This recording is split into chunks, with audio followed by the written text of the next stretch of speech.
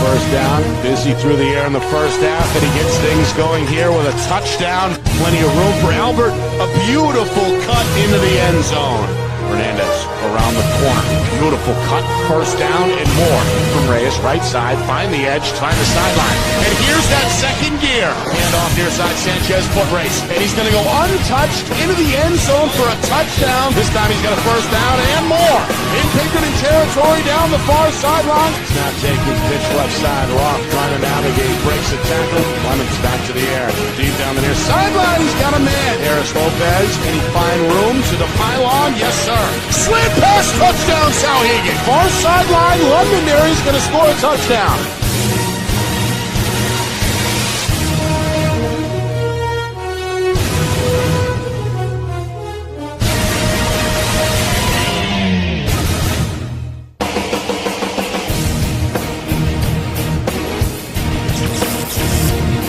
Well, hello everyone, and welcome to Salem. Nick Anastas, Steve Bales with you, getting set for a heavyweight matchup in Division 1. Londonderry, 7-0 on the season. Coming to town here at Grant Field to take on a very good Salem team who is in search of their 5th win of the year. 4-2 are the Blue Devils, 7-0 are the Lancers, both considered to be contenders. Salem, a little more on the line tonight. A win would go a long way towards punching their playoff ticket. Things interesting in the standings, especially given what happened last night with Nashua North beating Pinkerton. It's a Thursday night special, but Salem may be playing for their playoff lives tonight. Londonderry, meanwhile, they ran the table in 2019, went all the way to the championship game and won, finished 12-0. And again, unbeaten through 7 weeks of the campaign. So something's got to give tonight. Two very established programs, two established head coaches going head-to-head here under the lights on a Friday night. Nick, I think you said it when you said last night, changed the picture in a lot of ways here. This situation, all teams better be on notice that any game is winnable. And when you look at the situation, what Dante's done, going out to Keene, losing 33-0 or whatever it was, and then coming back and upsetting Pinkerton last night. That's a big win. And, you know, I think Salem's looking for that same opportunity to come, to be home, have an upset. But it is one tall order with this Londonderry Lancer team under Coach Lozon. But Steve Abraham is excellent coach, got his guys ready. They are. Every week, these guys have been winning when they have to. I would expect you're going to see the pads hit tonight, Nick, in this game, because I agree with you. It's pretty much all in line for Salem. It's a gorgeous night for football as well. Temperature right now still in the lower 60s, and it's supposed to stay nice throughout the duration. Already a buzz building below us. One of the larger grandstands you'll see in southern New Hampshire, already almost filled up. Londonderry, they've traveled well. They've brought the band. They've brought their students. Salem still gathering off to our left, a standing student section over there as well. So all the pomp and circumstance, Breast Cancer Awareness Month, a lot of pink, a lot of costumes with Halloween around the corner. It's a great atmosphere for sure, as now the home team is introduced. Salem started the season at just 1-2. Had a game canceled due to the COVID-19 situation, but since being blown out against Pinkerton in Week 3, Steve, this team is unbeaten. They have done a fantastic job, Nick, really managing the games and winning the games that they needed to win and taking advantage. We were here a couple weeks ago with Keene, and I thought that Steve did a great job of looking at analyzing the weaknesses that Keene had alongside with the strengths, and did a great job coming out in the second half, making adjustments and winning that game. But one of the things that you had mentioned earlier, talking about all the pomp and circumstance in this game, one of the things hopefully post COVID-19 situation, knock on wood, I just did, that football game is not just a football game, it's a community-wide event. and it's a venue for these great bands are here. The cheerleaders are here. The student bodies are here. They're all dressed up for Halloween. It almost feels like it did when I was a kid, Nick, and this is an exciting thing to see. Salem put on a great show, I felt, as a community against Keene.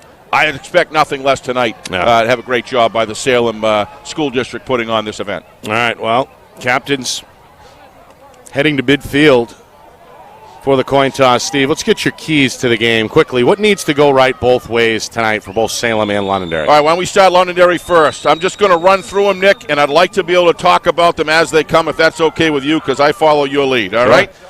Number one for Londonderry. Do not kick or punt to Aiden McDonald. I don't usually use names in key to the games, but when you got one of the top 2 or 3 players in the state, you can talk about them. They must win the special teams battle tonight, and Londonderry does. Number 2, don't roll the dice inside their own 35-yard line. They have a defense that's a championship defense. I'll talk more about that later. The defensive line must get separation from that good Salem O-line and maintain the line of scrimmage with their heads up and keep their vision on ahead of them so they don't get tied up. And the last one would be don't bite for the Salem counters. How about for Salem? On the Salem side, Nick, have to sustain long penalty-free drives and make the red zone entries count. Number 2, do not miss any 1 and 2 point conversions. They need every point they can get, Nick. Number 3, flawless and productive special teams play. No turnovers. Maintain 65% of time of possession with their offense. They've got to do that to win. And the last one, be in the game at halftime and defer if they win the toss right here. All right, when we come back, the opening kick as we get it cracking here in Salem. You are watching our Friday Night Lights New Hampshire Game of the Week, presented by Beals Insurance.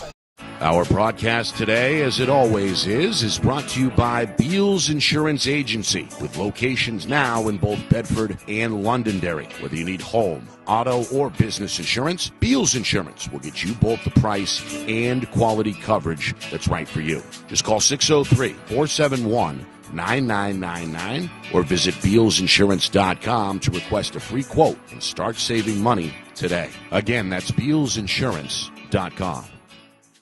Are you ready to make your house your dream home? Then it's time to contact Ulster Property Services at ulsterpropertyservices.com. Ulster offers commercial and residential landscaping and hardscaping services and is now booking for fall cleanups, snow services, and interior home renovation projects. They fix it, clean it, and trim it so you don't have to. Ulster Property Services, serving southern New Hampshire since 2012. Visit ulsterpropertyservices.com. Hey, I'm Chad, the owner of New Hampshire iPhone Repair. We're New Hampshire's most trusted and affordable repair shop for your iPhone, iPad, iPod, and even Android needs. Don't worry, we're affordable, reliable, and we back our parts with a lifetime warranty. And you know what the best part is? No, what? We can repair your phone while you wait. I know, that's why I'm here. Oh, I know, Mrs. Green. Here's your iPad, good as new. Bring your phone into New Hampshire iPhone Repair today.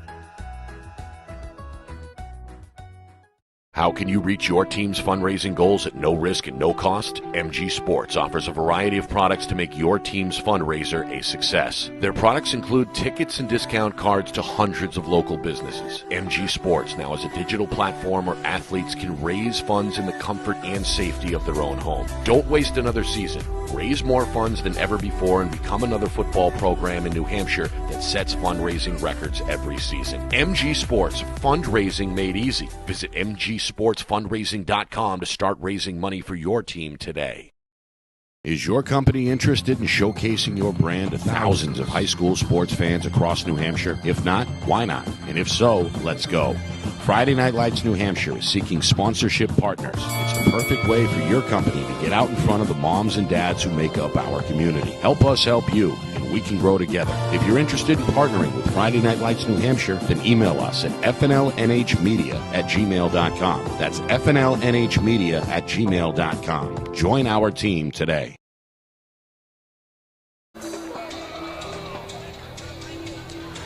National anthem in the books. A fantastic job by both the Salem and the Londonderry bands collaborating here pregame. And we'll have them at halftime on for those who love these two bands. All right, Londonderry is going to receive the opening kick and work left to right in this first quarter. Lancers in their road white uniforms with the blue helmets and the red trim. Salem going to kick right to left in their home blues with the white lettering and the white helmets. With a little Enter Sandman to get the blood cooking. A selection off of Steve's personal mixtape, I'm sure.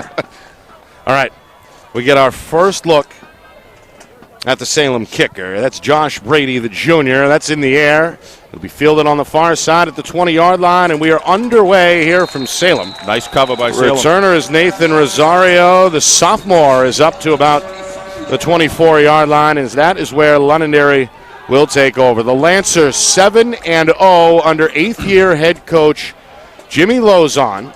Going to face this 3-4 look from Salem most of the night tonight. Of course, players to watch, number 15 in blue, senior Aiden McDonald, play outside linebacker and running back tonight for Salem. And then, of course, on the Londonderry side, they're going to be piloted by quarterback Aiden Washington, the 6-foot senior. Opens up in the pistol look on 1st and 10. Going to pitch left side. This is Hayden Austin. Austin looking for the sidelines. Won't get there. Tommy Ehlers cuts him down at about the line of scrimmage. No gain. Tommy does it both ways. O&D. He's been a tremendous success for Steve and that backfield as well as a defensive backfield. Nice tackle there. This is what they want to get the ball back and win that turnover battle. Win the possession battle as soon as possible. So, nice job. Well, Londonderry put up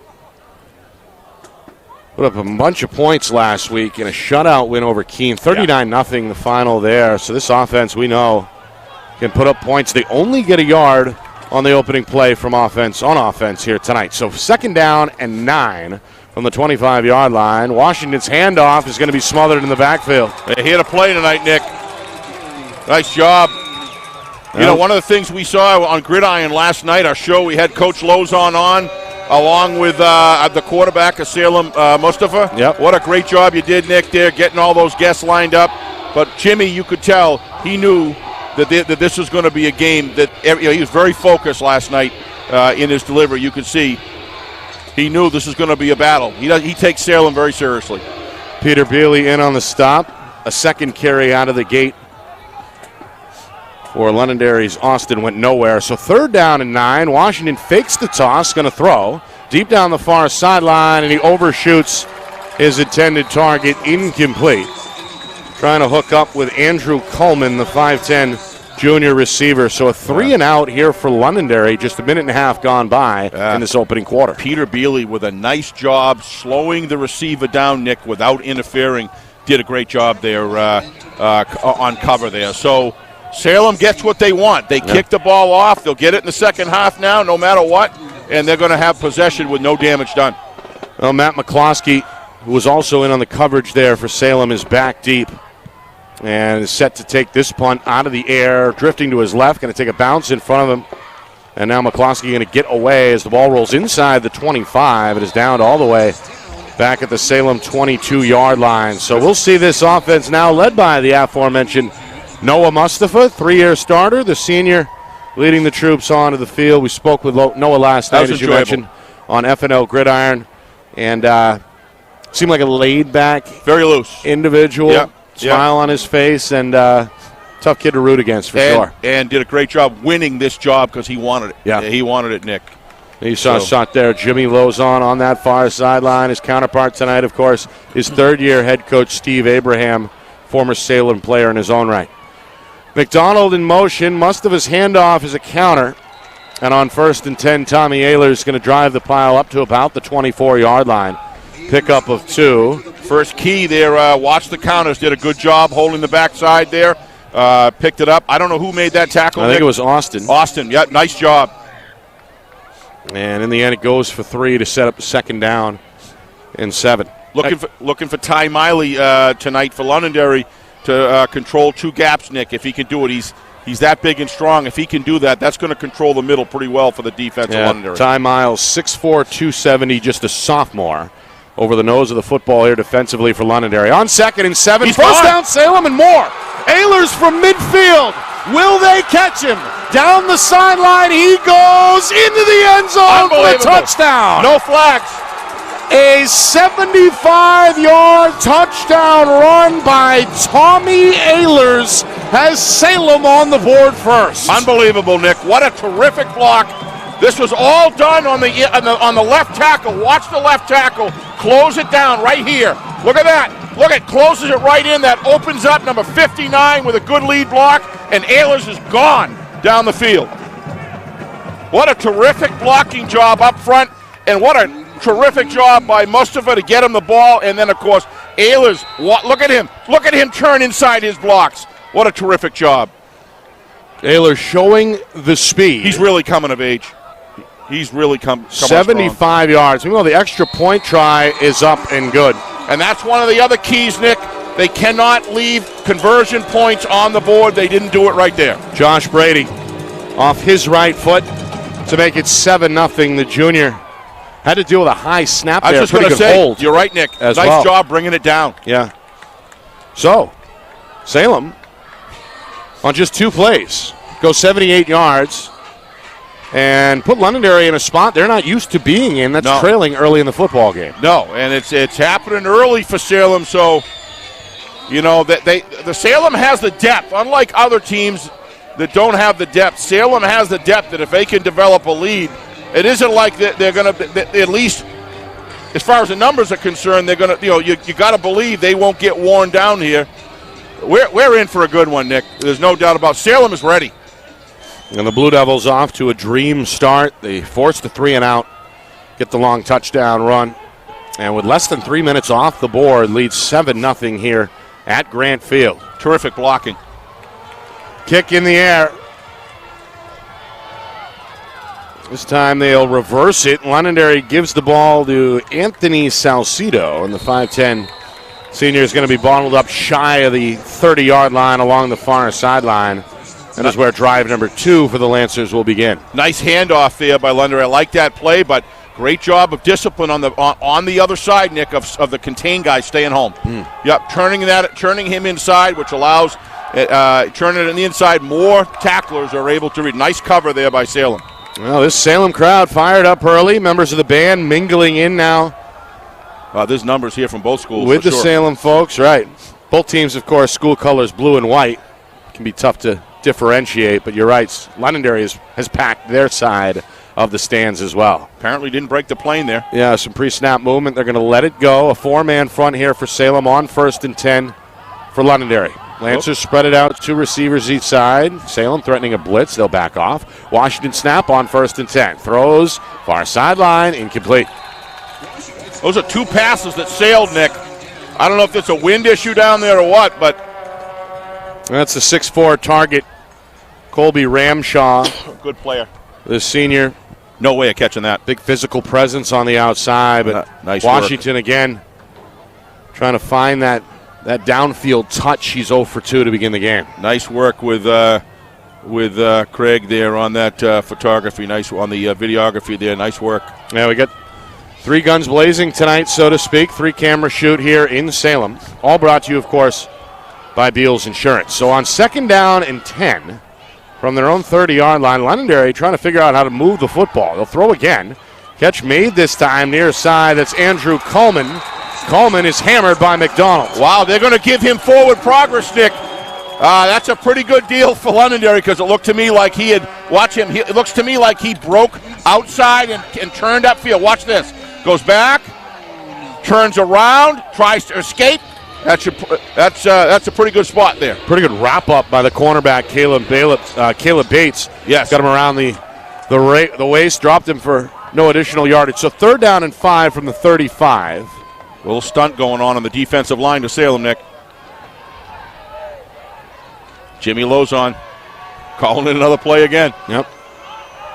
That direct communication between the 8th-year head coach and his senior quarterback. Washington fakes the pass, going to tuck and run, has room, and that's a 1st down. Great choice. Goes over the right guard, rolls his way over the 40 up to the 42-yard line. This is by design. Nice block inside by 59. Not 59, by 56. Nice work by Londonderry. And the key of that, Nick, was he chose it quick. Wasn't there? No separation receiver, and he goes for it, runs it. 1st and 10. Back to the ground. Austin, another hole left side, and he's going to be tackled just shy of midfield. Looks like a nice block by number 58. The lettering on this roster is so small I can't read it. Maybe I got you, Steve. 58 down there is Matt Jasper. Yeah, let's take a look at that. I think it was senior. 58. Nice block here. Yep.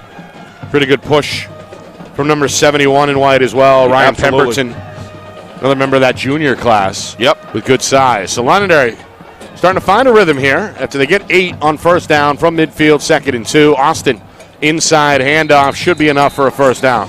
Londonderry winning the line of scrimmage, Nick. Some of it is from just great effort by the offensive line, but they're also being aided by an excellent cadence call on the Londonderry offense, which is allowing them that split second to fire off. And, one of the things about high school sports in football, high school football, take advantage of that cadence and get off the ball quick, and Londonderry's doing it right now. Tackle made there by Jonathan Smith, the defensive end on that far side for Salem. They're going to stick with 4 defensive linemen here as Londonderry on 1st and 10 tries an outside run this time, and it's going to work. Down the sideline to about the 25-yard line goes Jake Sheena, 5'9" sophomore who Coach Lozon has praised over the course of the season. The sophomore with some spring there. That's Londonderry's 3rd 1st down of the drive. Nice pitch. Great breakout to the left side. You saw that. He caught the defender. I couldn't tell who it was here. Maybe we'll see here. Let me check it out. But watch, we didn't see the break outside, but it went around 2 guys. And showing that speed. Tackled in the end by Smith. Kind of froze the defender there, the cornerback on the right side. Approaching the midway point. 1st quarter. Londonderry trailing 7-0. Looking to get in the red zone. Washington hit as he throws, and that's intercepted. It's Ehlers. Ehlers off to the races. Going to be wrapped up and stopped at his own 35-yard line. It looked like Washington was hit on the throw. Ehlers, the man who scored the touchdown a moment ago, right underneath the football for the game's 1st turnover. And a touchdown-saving tackle by Bealey. We'll see it here. There's Arms the pressure, back. Steve. Got his hand in there, Nick, on the elbow, right? It looked like it. Watch this game-saving tackle. Look at that. Trevor DeRisi on the stop. It was Washington who got him. Washington made the tackle, the man who threw the interception. So a turn of events here midway through the 1st quarter. Salem now with the football back in their possession.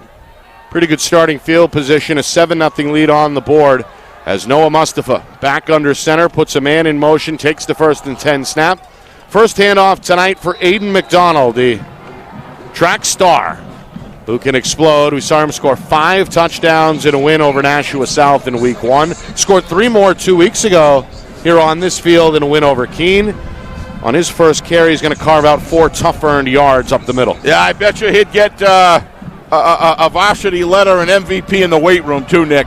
When you look at a guy that size with that much strength, that's a guy right there. Obviously got some gifts from God above, but also, let's face it, he works at it. Yeah. Started off as a safety and a tight end 2 years ago as a sophomore, and now is one of the state's more feared running backs. Meanwhile, David Jakes, the junior, his first carry up the middle is going to get snubbed out. 25 a good and defensive 56. stop, yeah. They met him in the hole. That's Mike Sampson, 56, and as you mentioned, 25, Nate Pedrick. Yeah. The junior back in on the action. So big down here early in this 1st quarter. 3rd down and 5 coming from the Salem 40. Yeah, remember we talked in one of the keys of the game is you got to have penalty-free long drives if you're Salem. These are the kind of plays that you got to execute on, Nick, to accomplish that. All right, let's see if they want to roll out Mustafa here. No, they're going to toss to McDonald. Picks up a block downfield. He's very close to a 1st down. How about Ehlers on that block, folks? Watch number 2. Ehlers on this block, Nick. This is as good as it gets. It's as unselfish as it gets. Dynamic duo here. Watch number 2. Look at that. Look at that. Yeah, got the body on Ramshaw, the defender. Without that block, there's no 1st down. What a terrific just enough job to move the sticks. A good downfield block. Tommy Ehlers won the Lineman of the Week award earlier this season. Yeah, you can see why. Coach Abraham not going to discriminate based on the position you play. Anybody up for that award, and well, we saw why, as you said, Steve. Here's the fullback give. That's Gigante, his first carry, the senior Damian Gigante. He's going to move the pile about 2 yards to set up 2nd and 8. One of the things, the keys to the game that didn't make it because I get limited to 60 seconds. But I want to be honest. One of the things Ben knows this back in director when I gave him to him. One of the things was Noah Mustafa has to stay cool, and he is, like you were saying at the beginning of the nickname. He is cool. He doesn't get all rattled about stuff, but he's selling his fakes out there. Terrific, and all those fakes will add up to more yardage. 2nd down and 8. Londonderry in a 3-man front. They fake to Gigante, and here is Mustafa into Londonderry territory. He's got the first down.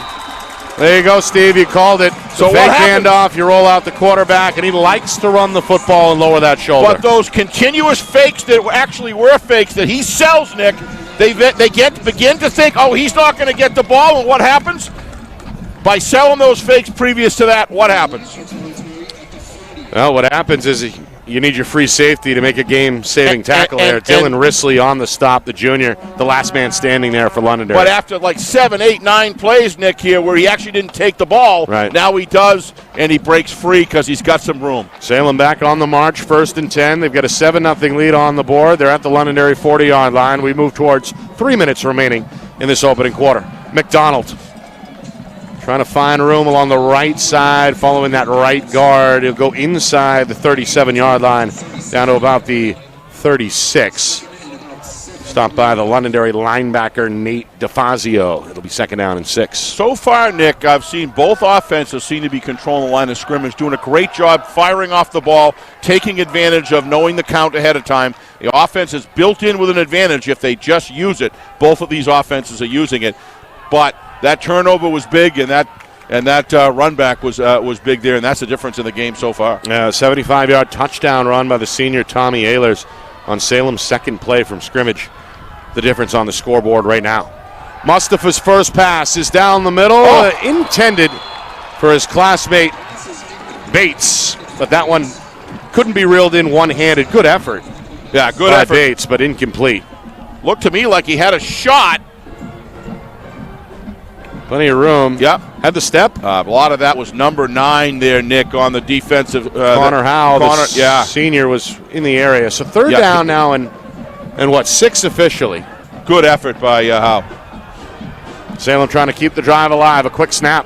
Pitch left side. McDonald going to be hunted down by Riley Bowles. One of the veteran leaders of this Londonderry squad. Was a starter as a sophomore on that Londonderry team 2 years ago that went undefeated and won the state championship. Going to hold McDonald for just a yard gain there on 3rd and 6 to set up a 4th down and 5. And now Salem's coach Abraham looks like going to go for it here as he sends Mustafa back into the huddle. I totally agree in this situation in the other territory, Nick. But I think Coach Lozon, if I'm not mistaken, it was Bowles that he said, look, I can't play you here, but I got to play you here. And Bowles says, just put me in, Coach. I think it was Bowles. That was who he was talking about. And you can see the way he plays. 3-sport athlete. Pitch out, McDonald looking to throw over the top, complete to Bates for the first down. Little pitch and catch down to the 20-yard line. Salem going to move the sticks on 4th down and enter the red zone here late in this first quarter. Yeah, the element of surprise has been good here. Big block by number 42 on the outside to give McDonald the comfort that he needed to throw the ball. It's a team effort. Watch 45, cleans it out there. McDonald can just set and throw. Takes 11 guys, Nick. Salem's putting all of them in right now. Bates able to carve out position downfield in front of the defender, Risley, to pull that one in with 2 hands. His first catch of the night. It's a big one for Salem. They're at the 19-yard line, 1st down and 10. They go back up the middle. I believe that's Gigante, who's going to rumble his way for a couple of yards. It was. That's about it. It was. Both Miles and a couple others for Londonderry in on the stop, including Sampson. So that's going to bring us to the final minute of this first quarter. 2nd down and 7 coming officially for Salem. Boy, they came to play tonight, Nick. I like the element of surprise in Steve's play calls there, Coach Abraham's play calls. Well, the offensive coordinator, whoever's doing it, doing a great job from the Salem side here. And so far, they've made some 2 big plays, Nick. Yeah. But you're in the red zone. You got to make it count. Mustafa, counter handoff, left side run, trying to stay on his feet. Is McDonald not going to get much, maybe a yard. Down to about the 16-yard line. Stumbled on his way back to the line of scrimmage. Great effort by number 9 there. That's Bowles again in the backfield. Bowles again. Watch this. I think it was him that, he's underneath him. Shoestring tackle. So, another big third down on the way. Will Salem get the playoff? Is the question here. Is the clock ticking down to 10 seconds? And you wonder what the range of Salem's kicking game is here, Nick. They're down to the 16. They're not going to run a play. So they're going to take this ball and switch field position. Go down to the other end of the field on 3rd down and 7 when we come back. Wind going. Salem knocking on the door, looking to make it a 2-score game early in this first half. Londonderry hoping for a stop when we come back. You are watching our Friday Night Lights New Hampshire Game of the Week presented by Beals Insurance.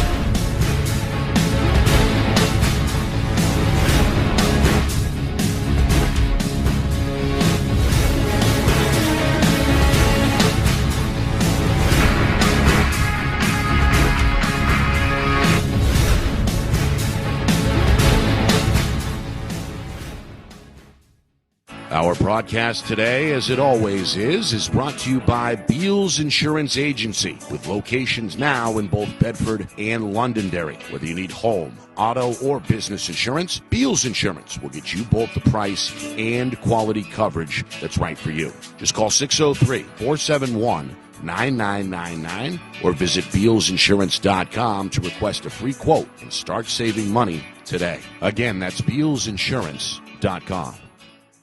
Is your company interested in showcasing your brand to thousands of high school sports fans across New Hampshire? If not, why not? And if so, let's go. Friday Night Lights New Hampshire is seeking sponsorship partners. It's the perfect way for your company to get out in front of the moms and dads who make up our community. Help us help you, and we can grow together. If you're interested in partnering with Friday Night Lights New Hampshire, then email us at fnlnhmedia@gmail.com. That's fnlnhmedia@gmail.com. Join our team today.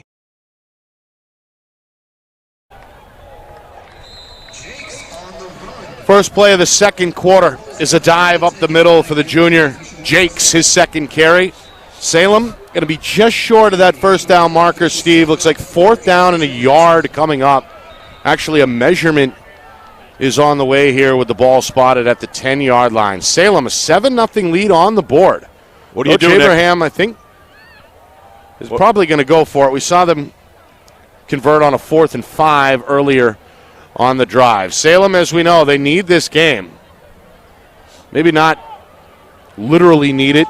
Still a week to go. They'll host Merrimack in the finale next week, but a win tonight would go a long way towards punching their playoff ticket. They scored on a 75-yard touchdown run by Tommy Ehlers in the first quarter, and then got an interception on a tip pass by Ehlers to set up this drive, which began back at their own 40. So 4th down, Steve, and a couple of inches, and no surprise, Coach Abraham looks like going to go for it. Yeah, I just wasn't sure if you grab the 3 or you go for it, but when you're looking at a couple inches and you've got a running offense like this, you got to believe in them. Kind of windy tonight, too. Yeah, it is. That's a good point. Wind has picked up over the last couple of minutes. But It's in a good spot for a right leg kicker. Right. It's in a good spot, but I agree with you. The wind is pretty strong here. And they have a good kicker. Yes, they do. In Josh Brady, the junior. But they're going to go for it. They go up the middle. Second effort may have gotten it. Yeah, he got it. He got it on the turn. And that spin move, was that McDonald? No, that's a new ball carrier. Dominic Buccieri. Wow, that I believe. That's a gutsy move there. Obviously must have been keying on McDonald. Let's see. Well, either way, up the middle. Yeah, it was, I think, Buccieri. If we get a who's listed as a tight end, Steve. They like his size, and they needed only here we a couple go. Maybe of we'll inches. see it right here. No, that's McDonald. That's McDonald. That's what I thought. Following the Buccieri block. So McDonald picks it up. They pitch now to Ehlers on 1st and goal, and he's not going to get much along the right edge. Nice Lowers defend. the shoulder. Risley out of the secondary for another Londonderry tackle. They'll mark him at the 8-yard line, 2nd down and goal. Nice defend by Londonderry there. You know, you never want to shot out 1st and 10 on the 9-yard line. You like to get inside the 5. One of the things I've been noticing, this game is penalty-free. There hasn't been one penalty called. Speaks to the quality of the coaching, of the technique that they use here in both of these football teams. Well coached. Londonderry's defense trying to buckle down here on 2nd down and 8. Salem a 7-0 lead, hoping to add to that. They go to Ehlers. He looks downfield, now going to tuck and run. He's near the pylon and out of bounds just shy of the goal line. That was designed as a pass, Nick, I think. And then you either tuck it or run. Look at that. What a great decision by Ehlers. I'm surprised he didn't try to cut inside there. Good job by Risley again on the tackle. That's his fourth here unofficially of the first half. There's 3 guys there, Steve. Yeah. That's why he didn't do that. Well, good run. The nose of the football about 2 inches away from breaking the plane. Quick snap. Mustafa keeps it himself, and he's in the end zone. Wow. Touchdown, Salem. 13-0. Blue Devils as the senior 3-year starter, Noah Mustafa, goes in from 1 yard out.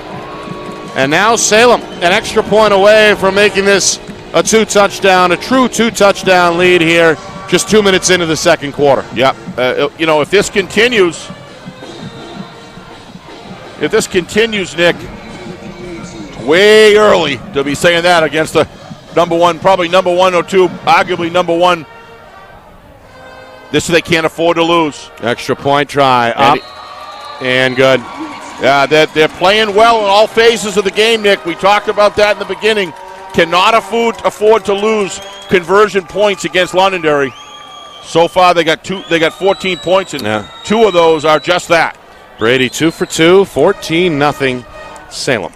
Our broadcast tonight is brought to you in part by Beals Insurance Agency. Whether you need home, auto, or business insurance, Beals Insurance will get you both the price and quality coverage that's right for you. Visit BealsInsurance.com. Also by MG Sports Fundraising. Fundraising made easy.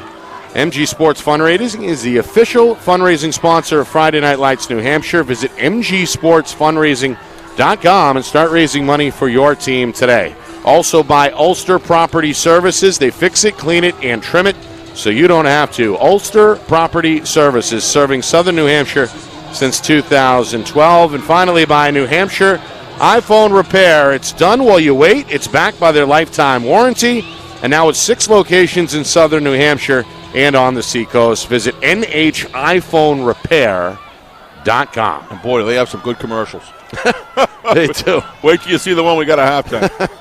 All right, line drive. A bullet taken out of the air overhead at the 15-yard line is taken by the sophomore return man, Rosario, trying to find room to his right. Great cover there. Downfield, everybody's doing the right things on the contain routes, Nick, to drive that run up the middle, which, is so important. Never let them get outside, turn the corner, because that's usually bad news if they do. Great job by Salem on special teams right now. Matt Getz, the starting safety, also in on the coverage team, makes the tackle. Londonderry will begin their third drive from their own 26-yard line. Trailing at 14-0. They went 3 and out to open the game. Picked up 3 first downs on drive number 2 before they threw the interception. So Washington trying to get his team and his offense back on track. Going to keep it himself. Right side, big run. One man to beat. That's Getz down the far sideline into Salem territory. Inside the 40 when it's all said and done.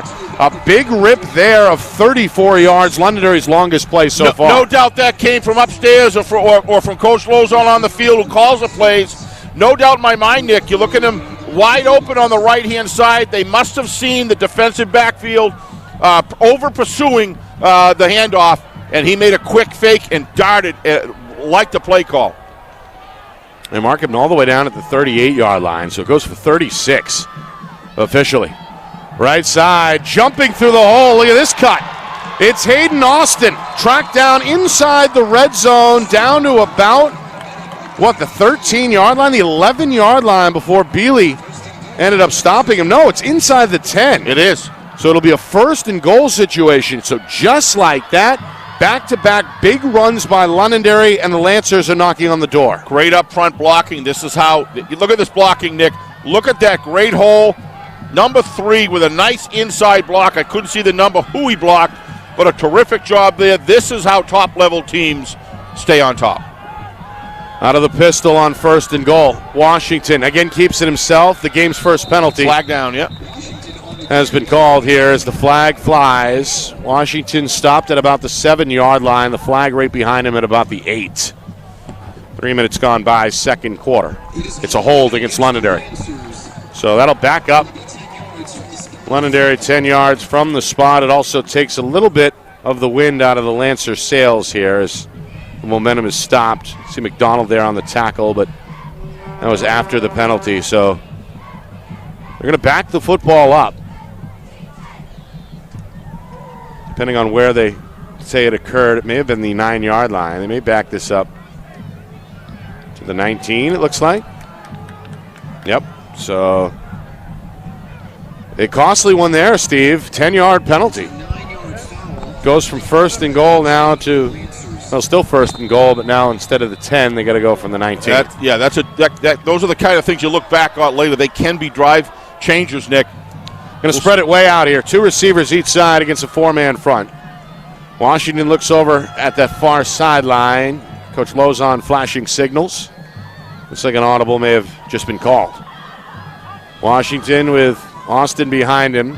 No, it's not Austin. It's a new running back right side. Going to go through the hole. He's break in. a tackle, and he's in the end zone. Yes. Matthew Perron, the 5'7" senior on his first carry of the night, able to break a tackle in the hole and bring it 19 yards to the house for the Londonderry touchdown as the Lancers get on the board for the first time. It's now 14-6. Hard guy to bring down, Nick. They use him as a bullback.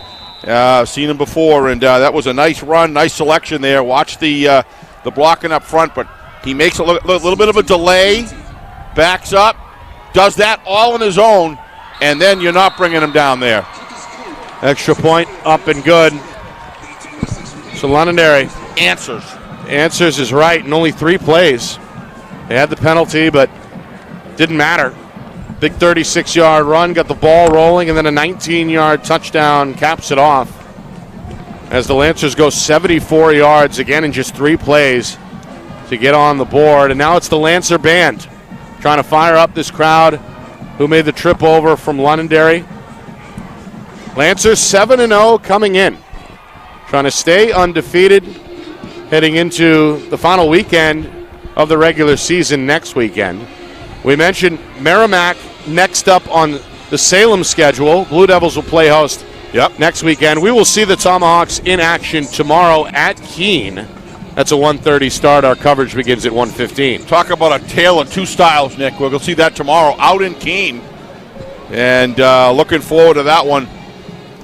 And we on Gridiron last night on our YouTube channel, we had Coach Jackson on. Seemed very aware of what he and his team needed to do to have a chance in the postseason. And he's pretty optimistic, you could tell. Yeah. Well, Merrimack kids, if they're watching, I'm sure, cheering for Londonderry tonight. They need Salem to lose their final 2. Without a doubt. Of course, those 2 meet head-to-head next week, Merrimack and Salem. McDonald on the return, took it off the bounce, lowers the shoulder up to about the 29.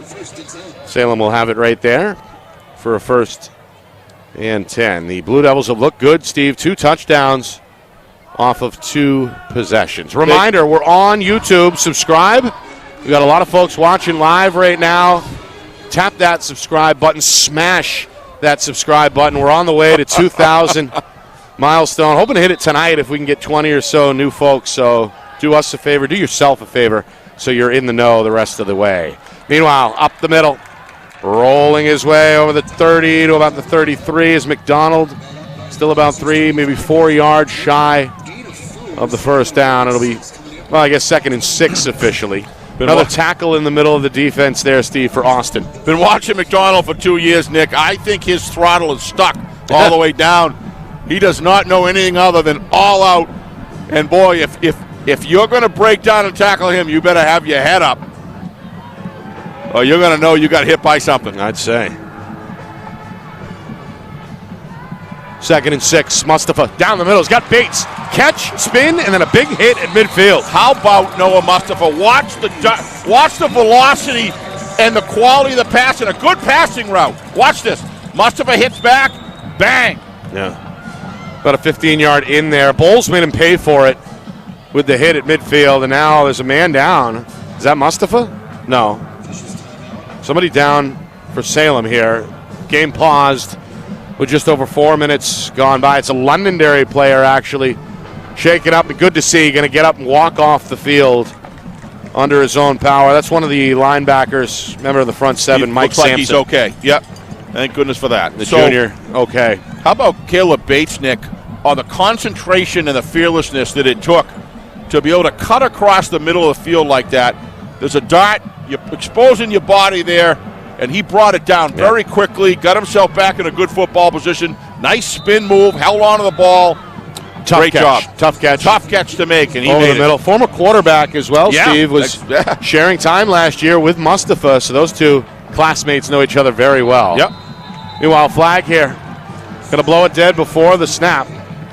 Yeah, we talked about penalty. When you're primarily a running offense, although I'll tell you, Coach Abraham's bringing the sling out in Noah Mustafa's game, and so their offense is very aggressive tonight, and I think they're just doing a great job with play calls, but got to stay away from those 5-yard penalties. But, as I always say, if you're going to have a 5-yard penalty, have it on first down. 1st and 15. First penalty of the game for Salem. Only one on the other side against Londonderry. Ehlers in motion. The hand to McDonald.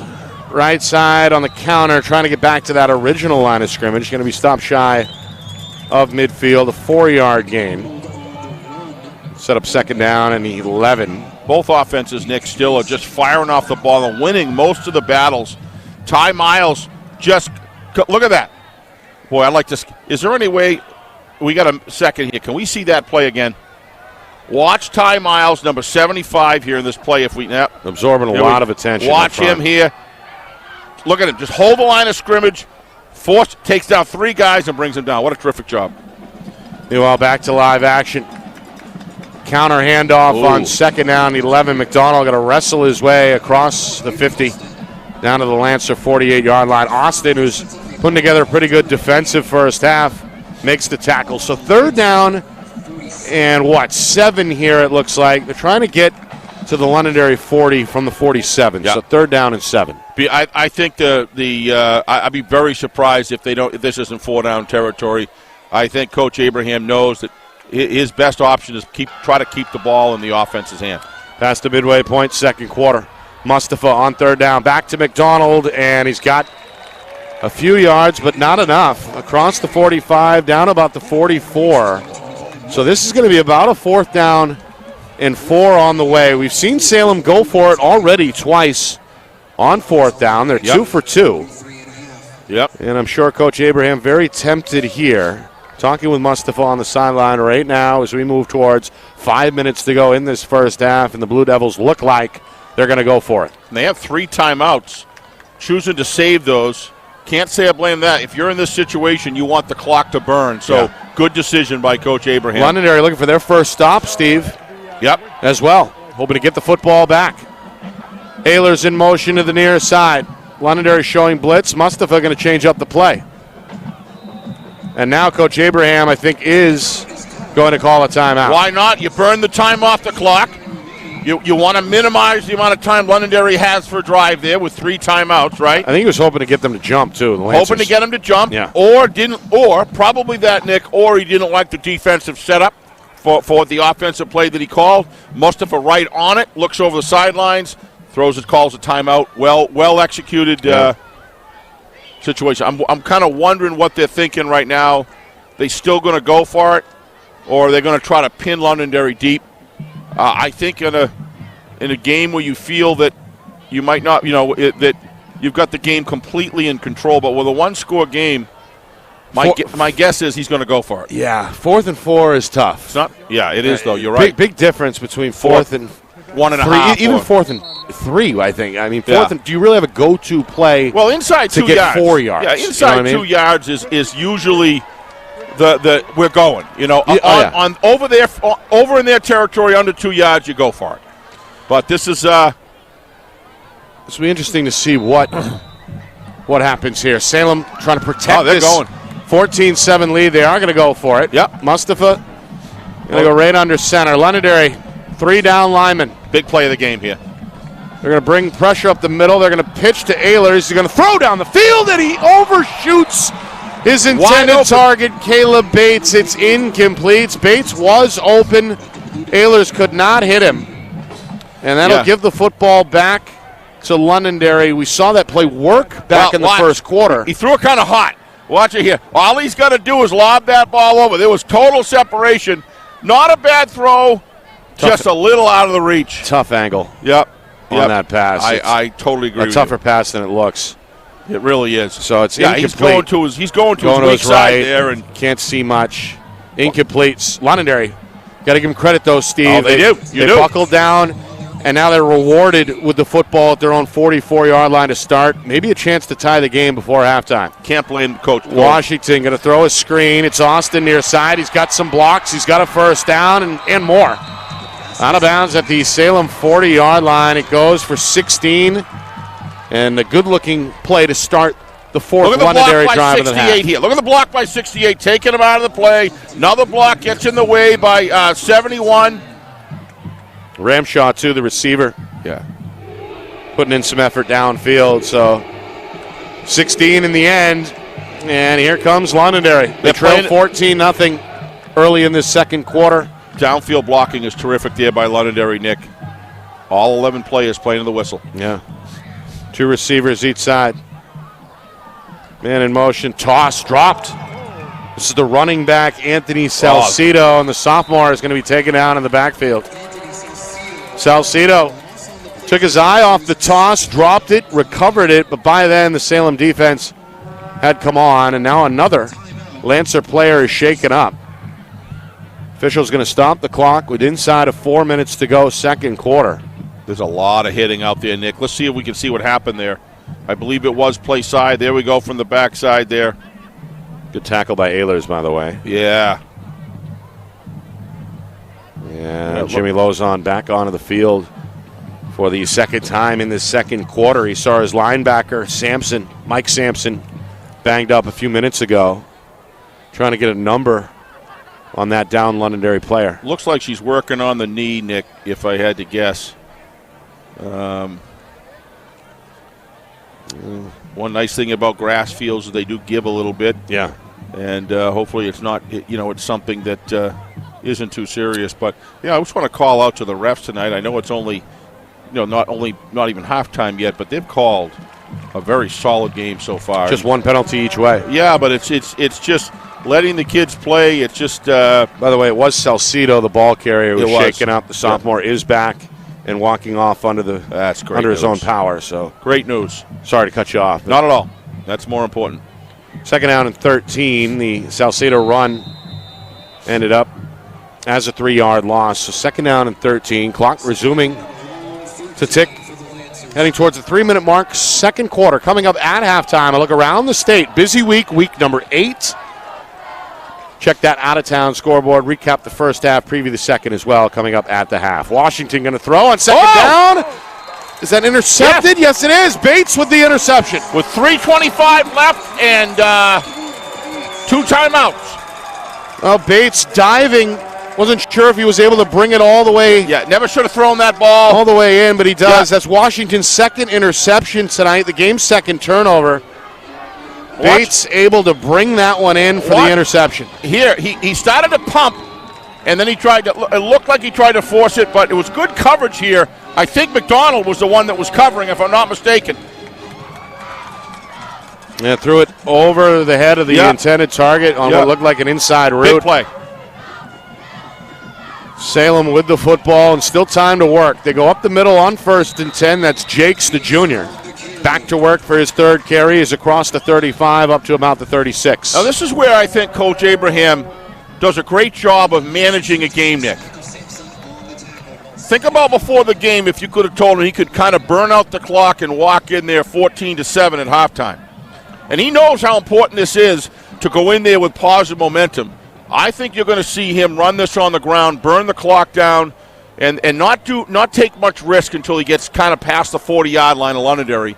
And maybe trying to sneak something in at the end or get a field goal or whatever. What he doesn't want to do is give Londonderry the ball back with 3 timeouts. Right, he's going to take some time here off the clock. 2.5, now going to throw. Bates near side, one-handed grab, and still in bounds. Down the sideline. Bates to the 15, pushed out of bounds at the 12-yard line. What a catch. How about that? I feel so silly. I do too. I thought they were going to burn a little clock. Instead, they roll the dice again. And why not? Bates putting together quite the half on both sides of the football. His third catch, look at this. Wow. Odell Beckham who? Able to turn, stay in bounds, and then rip off some more yardage down the sideline. It sets up Salem 1st and 10 at the 12-yard line. With 2:28 left. Be very interesting. I think you're going to see him try to burn it more. But I said that last play, Nick. Well, they're ticking down towards 2:20 now.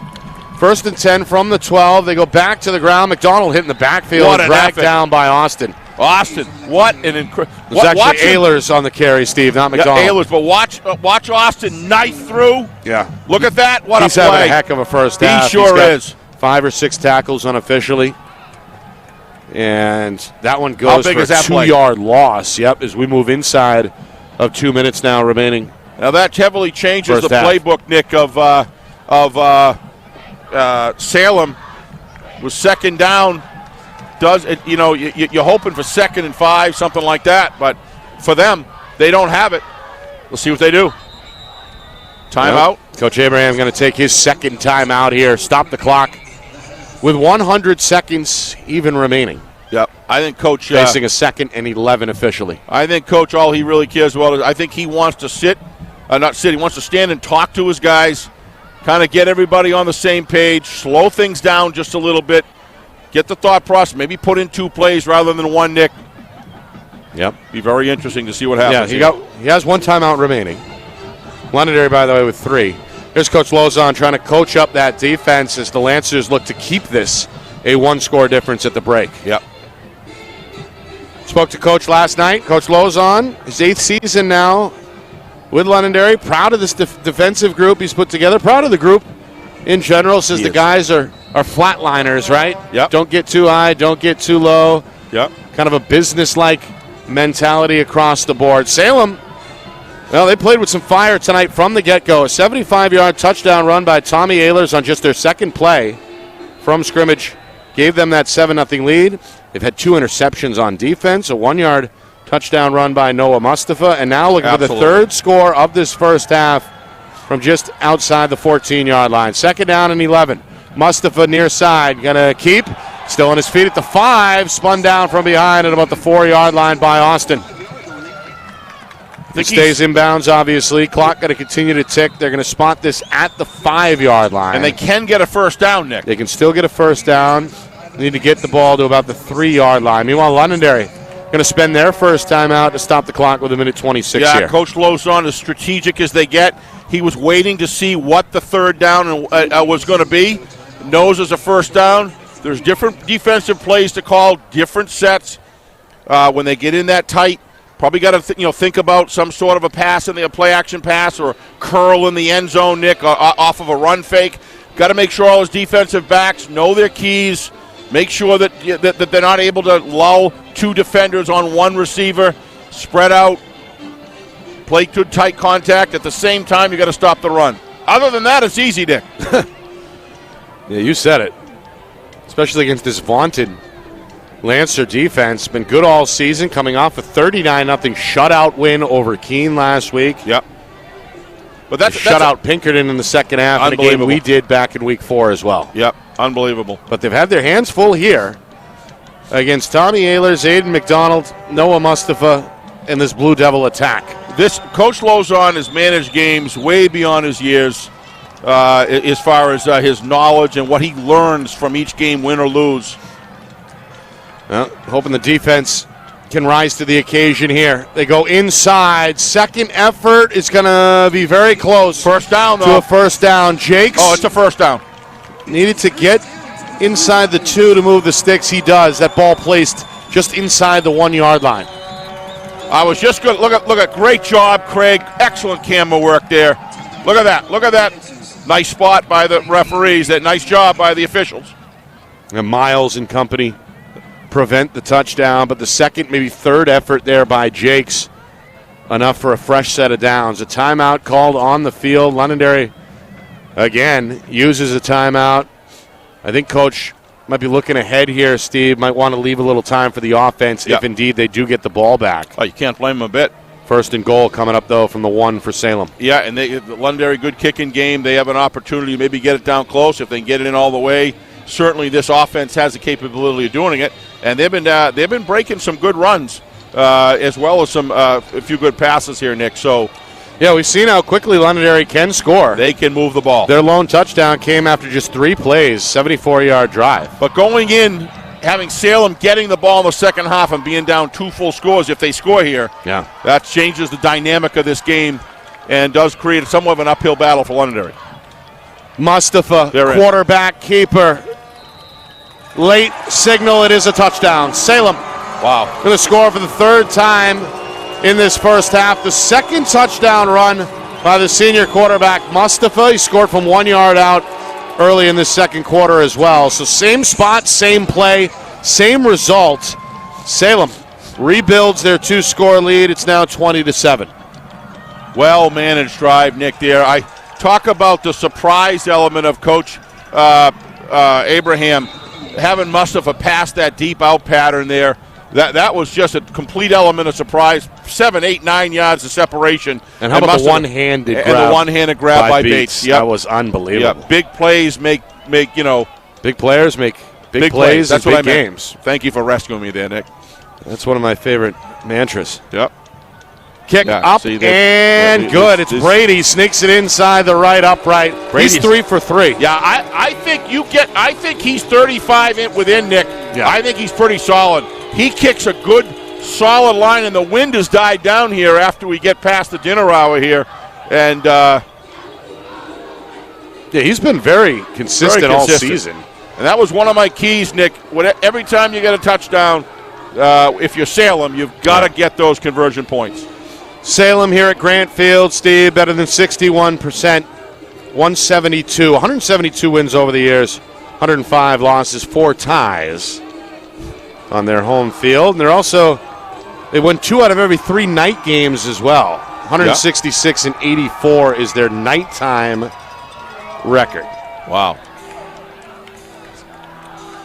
All right. Brady going to tee it up here. Lancers again down 2 scores for the 2nd time tonight. They trail by 14. Still a minute 14 remaining.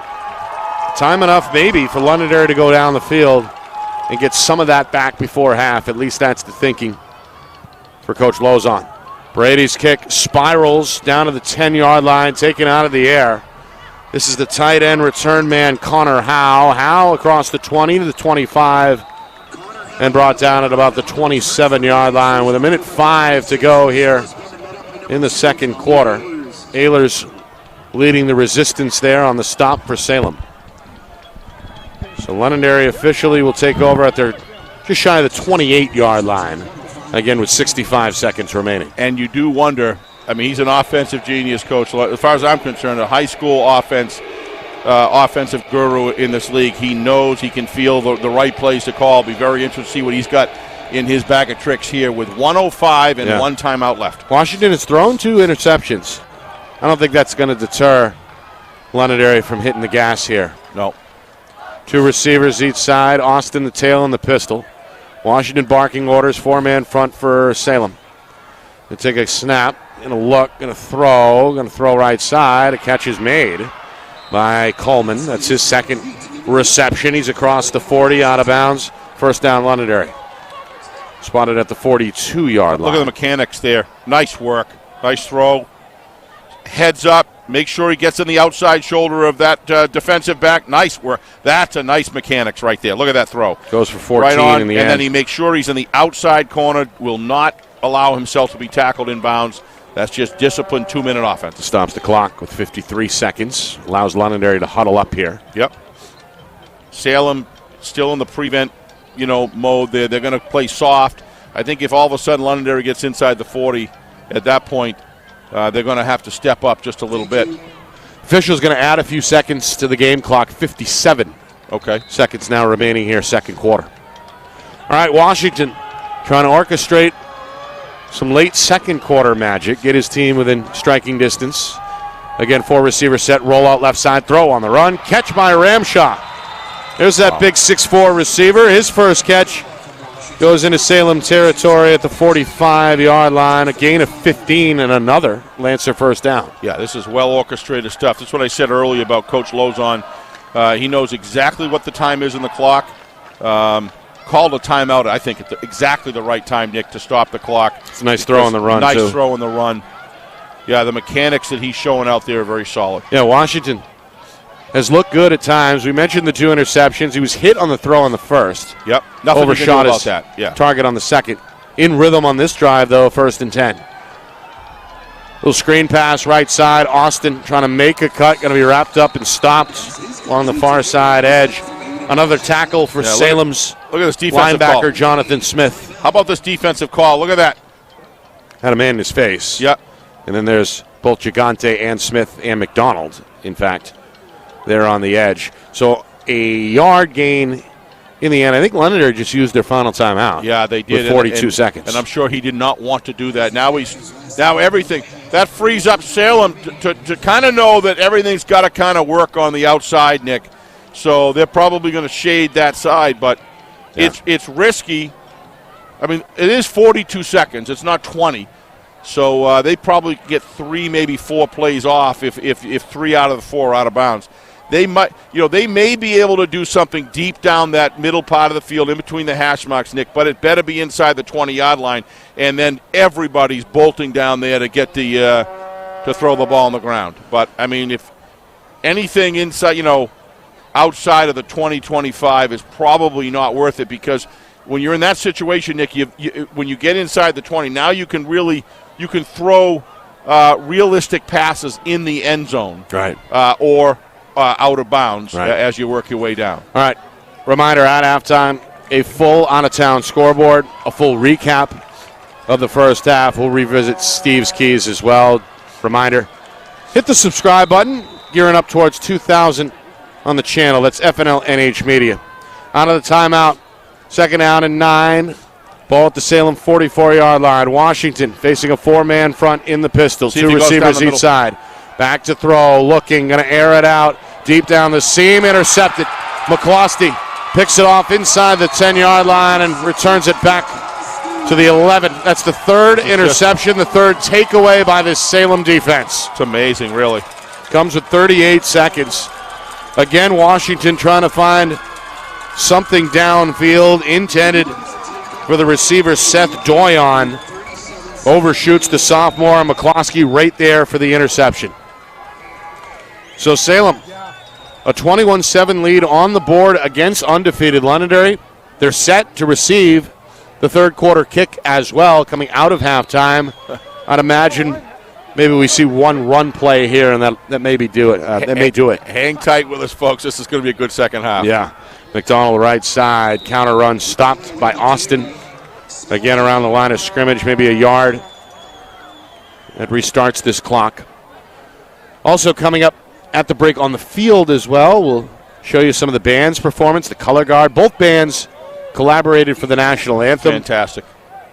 And 2 of the better bands statewide going to hit the field coming up at halftime. We'll show you some of that here on Friday Night Lights, New Hampshire. That'll do it for the first half. Salem content with a 21-7 lead on the board at home at halftime. Nick, this is interesting. 21-7. I think a lot of people thought the scores would be reversed. And here is Salem exciting the hometown crowd. I think they played one heck of a first half.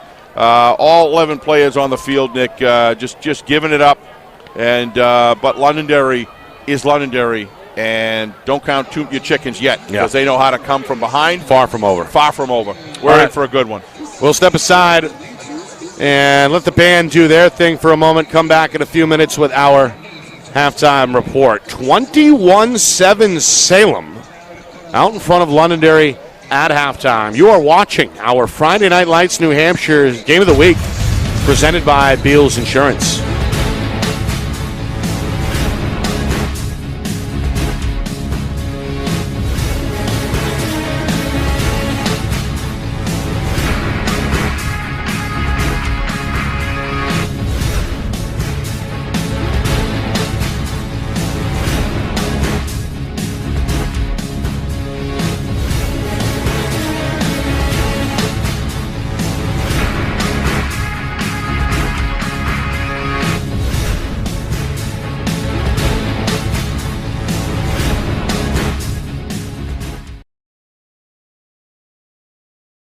Our broadcast today, as it always is brought to you by Beals Insurance Agency, with locations now in both Bedford and Londonderry. Whether you need home, auto, or business insurance, Beals Insurance will get you both the price and quality coverage that's right for you. Just call 603-471-9999 or visit BealsInsurance.com to request a free quote and start saving money today. Again, that's BealsInsurance.com.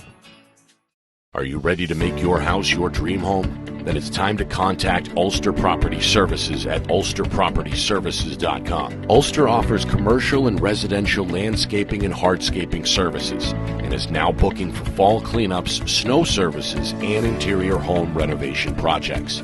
They fix it, clean it, and trim it so you don't have to. Ulster Property Services, serving southern New Hampshire since 2012. Visit ulsterpropertyservices.com. I hope we aren't late for this party. You were supposed to remind me when we should leave. Sorry, I didn't understand what you were saying. Whatever, we'll just park here and figure it out. Yo, pull up directions on how to get there. Sure. Sweet, we got plenty of time. Best friends never go out of style. They won't fade with the passing of time. It's a bond that lasts for life. It can't be separated by 1,000 miles. Best friends are gonna break your fall. What? The party starts in 15 minutes. Oh no!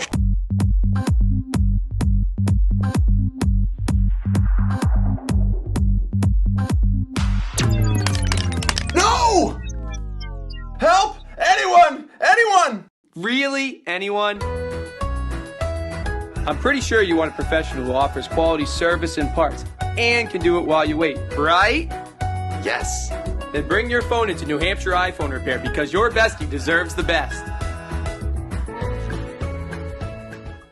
How can you reach your team's fundraising goals at no risk and no cost? MG Sports offers a variety of products to make your team's fundraiser a success. Their products include tickets and discount cards to hundreds of local businesses. MG Sports now has a digital platform where athletes can raise funds in the comfort and safety of their own home. Don't waste another season. Raise more funds than ever before and become another football program in New Hampshire that sets fundraising records every season. MG Sports, fundraising made easy. Visit mgsportsfundraising.com to start raising money for your team today.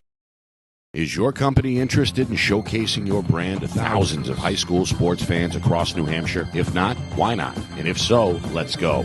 Friday Night Lights New Hampshire is seeking sponsorship partners. It's the perfect way for your company to get out in front of the moms and dads who make up our community. Help us help you, and we can grow together. If you're interested in partnering with Friday Night Lights New Hampshire, then email us at fnlnhmedia@gmail.com. That's fnlnhmedia@gmail.com. Join our team today.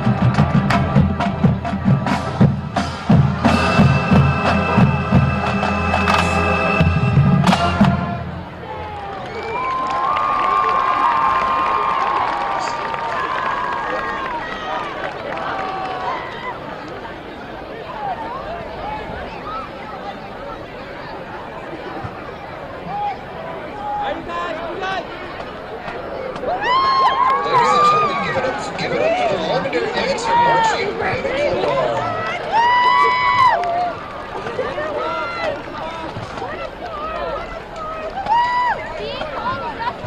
onto the field, the Salem High School Blue marching band in color guard is under the direction of Marty Clausen. He is assisted by Ian Nelson, Dan Kane, Ed Chad, Ajay Dion.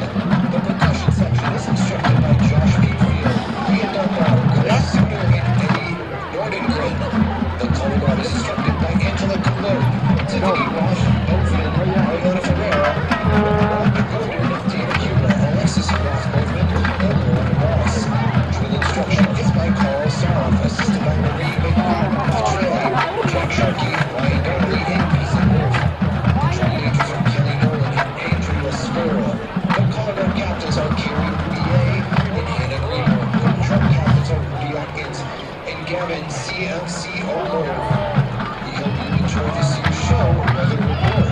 Musical selections include Rhapsody and Crew by George Gershwin.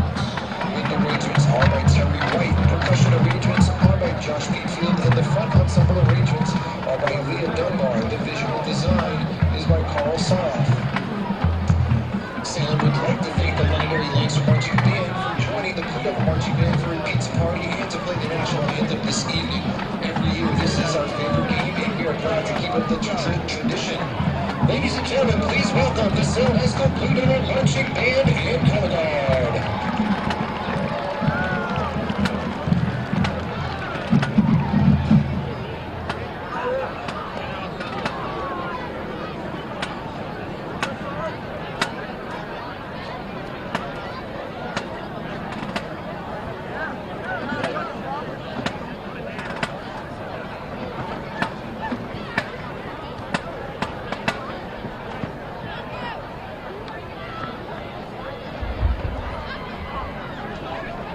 Yep.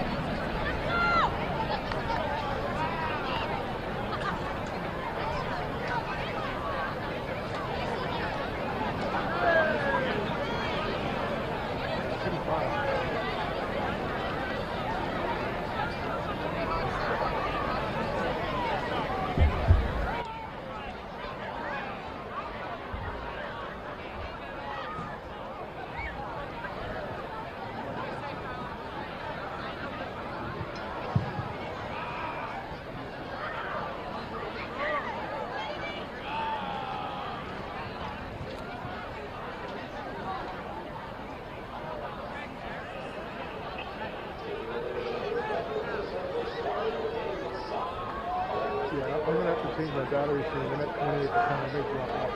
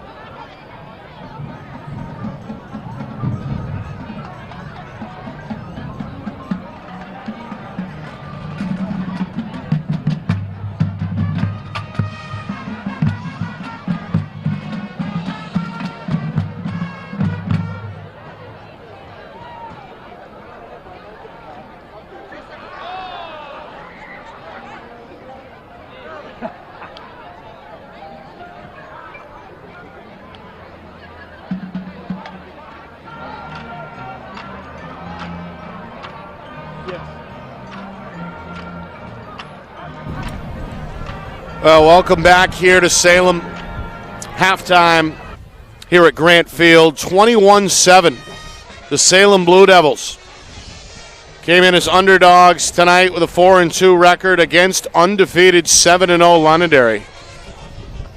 But set the tone early and are enjoying a 14-point lead at halftime. On their second play from scrimmage, Salem senior Tommy Ehlers went 75 yards to the house to put Salem on top 7-0. That was our score through the first quarter.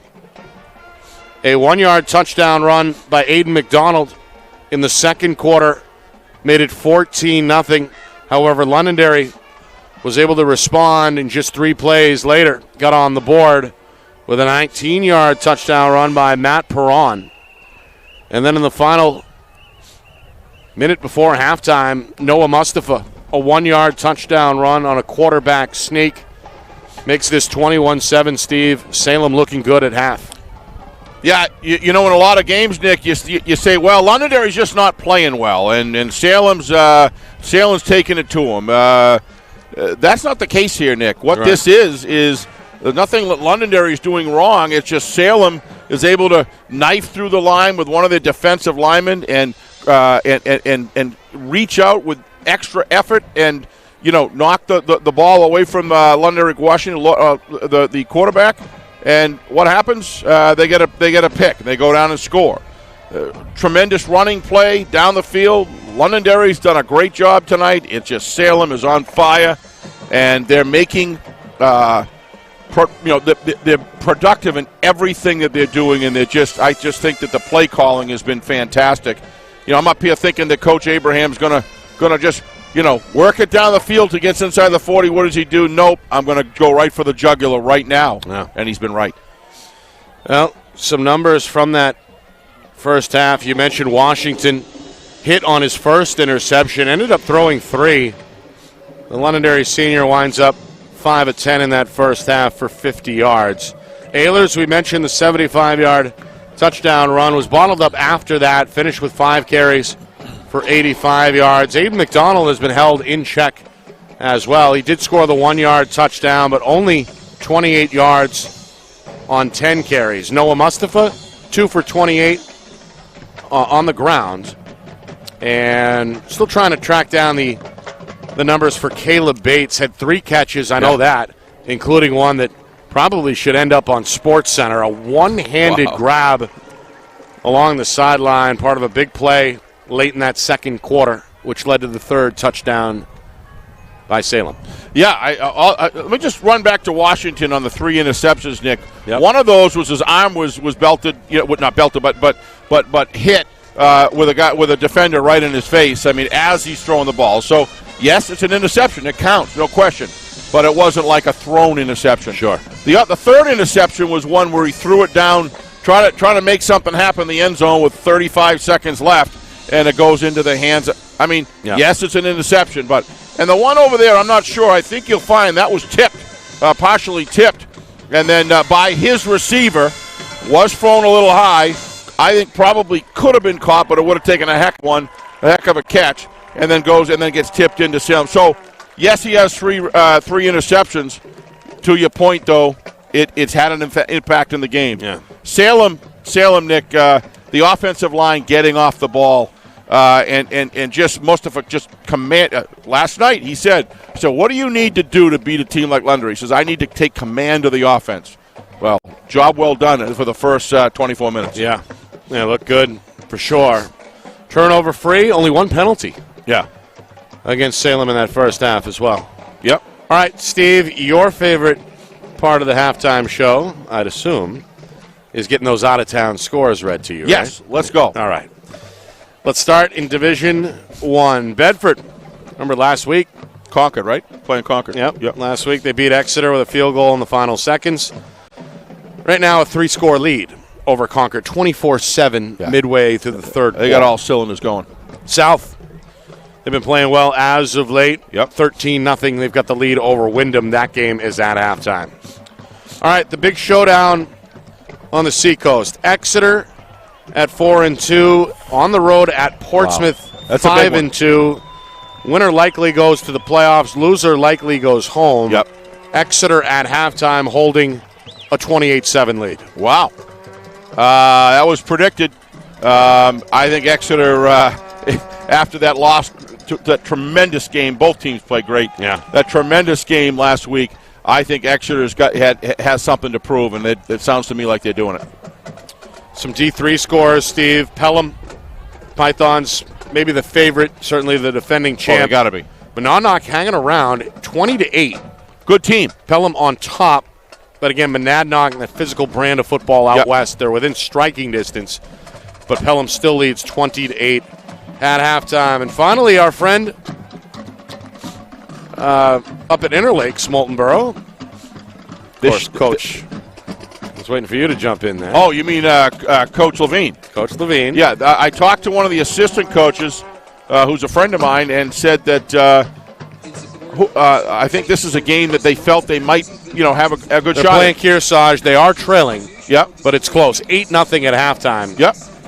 Kearsarge in front. That game is actually still 8-0 through 3 quarters now. So Interlakes under coach. Still 8-0 after 3. Yeah. Well, trying to get the Lakers on the board, maybe steal one late against Kearsarge. So that's a look at our out-of-town scoreboard. We'll keep that updated, especially what goes on between Exeter and Portsmouth. That's a big game tonight. Reminder, tomorrow we are in Keene as the Blackbirds play host to Merrimack. That's a 1:30 start. Our coverage begins at about 1:15, only on Friday Night Lights, New Hampshire. Of course, our YouTube channel is quickly approaching 2,000 subscribers. You want to be the magic subscriber to put us over the top. Get on and subscribe. Be number 2,000. I think we're just too shy right now. So Ben's trying to get over that us. hump in the second half. Help us out if you have not already. We appreciate those who have. Oh, you bet. Who have gotten us to this point. Again, FNL NH Media is the name of the channel on YouTube. All right, Steve, these teams putting some final preparations on their halftime break here, getting ready for the third quarter. Londonderry is going to kick off. Salem's going to receive. What does Londonderry need to do to get back in this football game? Need to follow their head coach's directions and go out and play with the kind of emotion that a championship-level team plays with. And they obviously, Nick, I don't think there's anyone that's going to argue with the fact that they need to score first. So Salem's going to get the ball. This defensive stand is going to be critical. And if Londonderry scores first and they're down within one touchdown, then at that point this game narrows to a significant degree. And with Londonderry's high-powered offense and great defense, they're right back in it. If they don't, and Salem can march down the field and score, it's awful hard to come back from 3 scores in the second half of a high school football game. All right. Not impossible by any stretch, but it's, I think the odds change considerably. Yeah. Risley set to kick. Had a heck of a first half defensively out of the secondary. One of the tackle leaders for Londonderry through 2 quarters. Going to kick this one, a line drive. He's bounced at the 20. This is McDonald up the middle, spun down, dropped at the 25-yard line. Nice cover by Londonderry. That's what they want to do.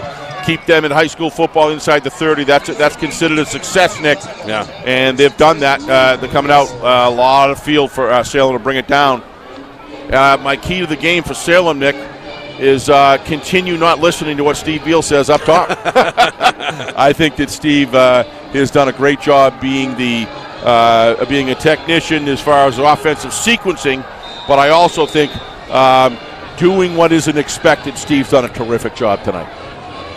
Yeah, he had a heck of a first half from the sideline. Yeah, that's for sure. Did. No question. I mean, Coach Abraham, I call him Steve, but which he is, but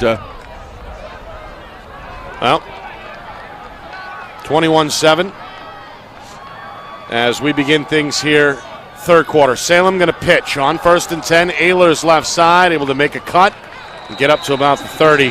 Gang tackle from there. Pedrick and Austin in on the stop. Steve, we've done it. 2,000 subscribers on our YouTube channel, FNL NH Media. We appreciate all those tuning in tonight and all season long. There's Kermit celebrating with us, as you can see in his Friday Night Lights New Hampshire garb. 2,000 subscribers. We appreciate every last one of them. I have a funny feeling I know where that came from. and I won't say it right now, but that might Probably have come came from from your- Washington, D.C., I think that came from. And was shipped into the studio, and Ben pumped it up. I could be wrong on that. Here's Ehlers on second down. Second effort. May have gotten it for him. He crawls his way over the 35, and they will move the sticks. I'm going to shake my partner Nick's hand. Yes, a hard-fought and long way to get there. We appreciate it. And, of course, we're just getting going. 3,000 is next. Absolutely. But thank you to those subscribers that have enjoyed our programming. We love bringing it to you. Yeah. Our sponsors tonight, too, Beals Insurance, New Hampshire iPhone Repair, MG Sports Fundraising, and, of course, Ulster Property Services as well. Without them, doesn't happen. Minute in, third quarter. Salem on 1st and 10. Up the middle, Jakes going to move the pile across the 40 before Miles takes him down. Don't underestimate the impact that young man has had on this football team. Every time that a running back needs a break, he just comes in and gets it done. He's been terrific at very important times, and that's one of their strengths is that deep running back. Sorry, Nick. And likely is going to be the lead back next year. Yeah, as a junior. Yep. Well, he's a junior now. That's He'll what I be mean, back. as a junior this year. Really the lone underclassman touching it tonight. Yep. And really all season. It's very senior-laden. All right, they're going to move Gigante to the tight end spot here on this play and set up a pass for Mustafa near side, intercepted. Uh-oh, that's what they Risley needed. pulls it in over the head at his own 40, going to tiptoe to the 45, alive at midfield and out of bounds shy of the Salem 47-yard line. That's the first turnover tonight by Salem. Risley comes up with a timely interception to give Londonderry possession with good field position here in Salem territory. Look at that. Just 2 minutes gone by third quarter. If he doesn't do that, it's a touchdown, Nick, because that's right in Aiden McDonald's hands. Hard to argue with a throw for Mustafa. I thought it was a well-thrown ball. Look at the nice mechanics, but that's just a great defensive play. He's quite a bit off the ground there, Nick. What a terrific play. That's what great teams do. Great individual effort for a great team. We mentioned he had a good first half on defense, racked up 5, maybe 6 tackles out of the secondary. Comes up with the biggest play defensively tonight for Londonderry. The interception sets up Washington in the offense at the Salem 47-yard line. Stretch run is not going to get anything. Hit a couple of yards. Oh, they're going to say it's down. In the backfield, that's Salem's Jonathan Smith, who's also piecing together a good night defensively for the Blue Salem's saying it dropped before it went down. Yes, that ball, well. I think the knee was down. Yeah, if we could get that in slow motion, I'm going to ask for everything. I'm so excited about having video return. I doubt that's going anywhere. He looked like his left knee was. Oh, I didn't say a replay. What's done is done in high school football. Right. Just kind of curious. So here's the play where he comes in, he hits it. That's Bealey on the stop, by the way. Yep. No knee yet. No knee yet. No knee yet. No knee yet. I say that's a fumble right there. I don't think so. Oh, the knee definitely hit first. First down.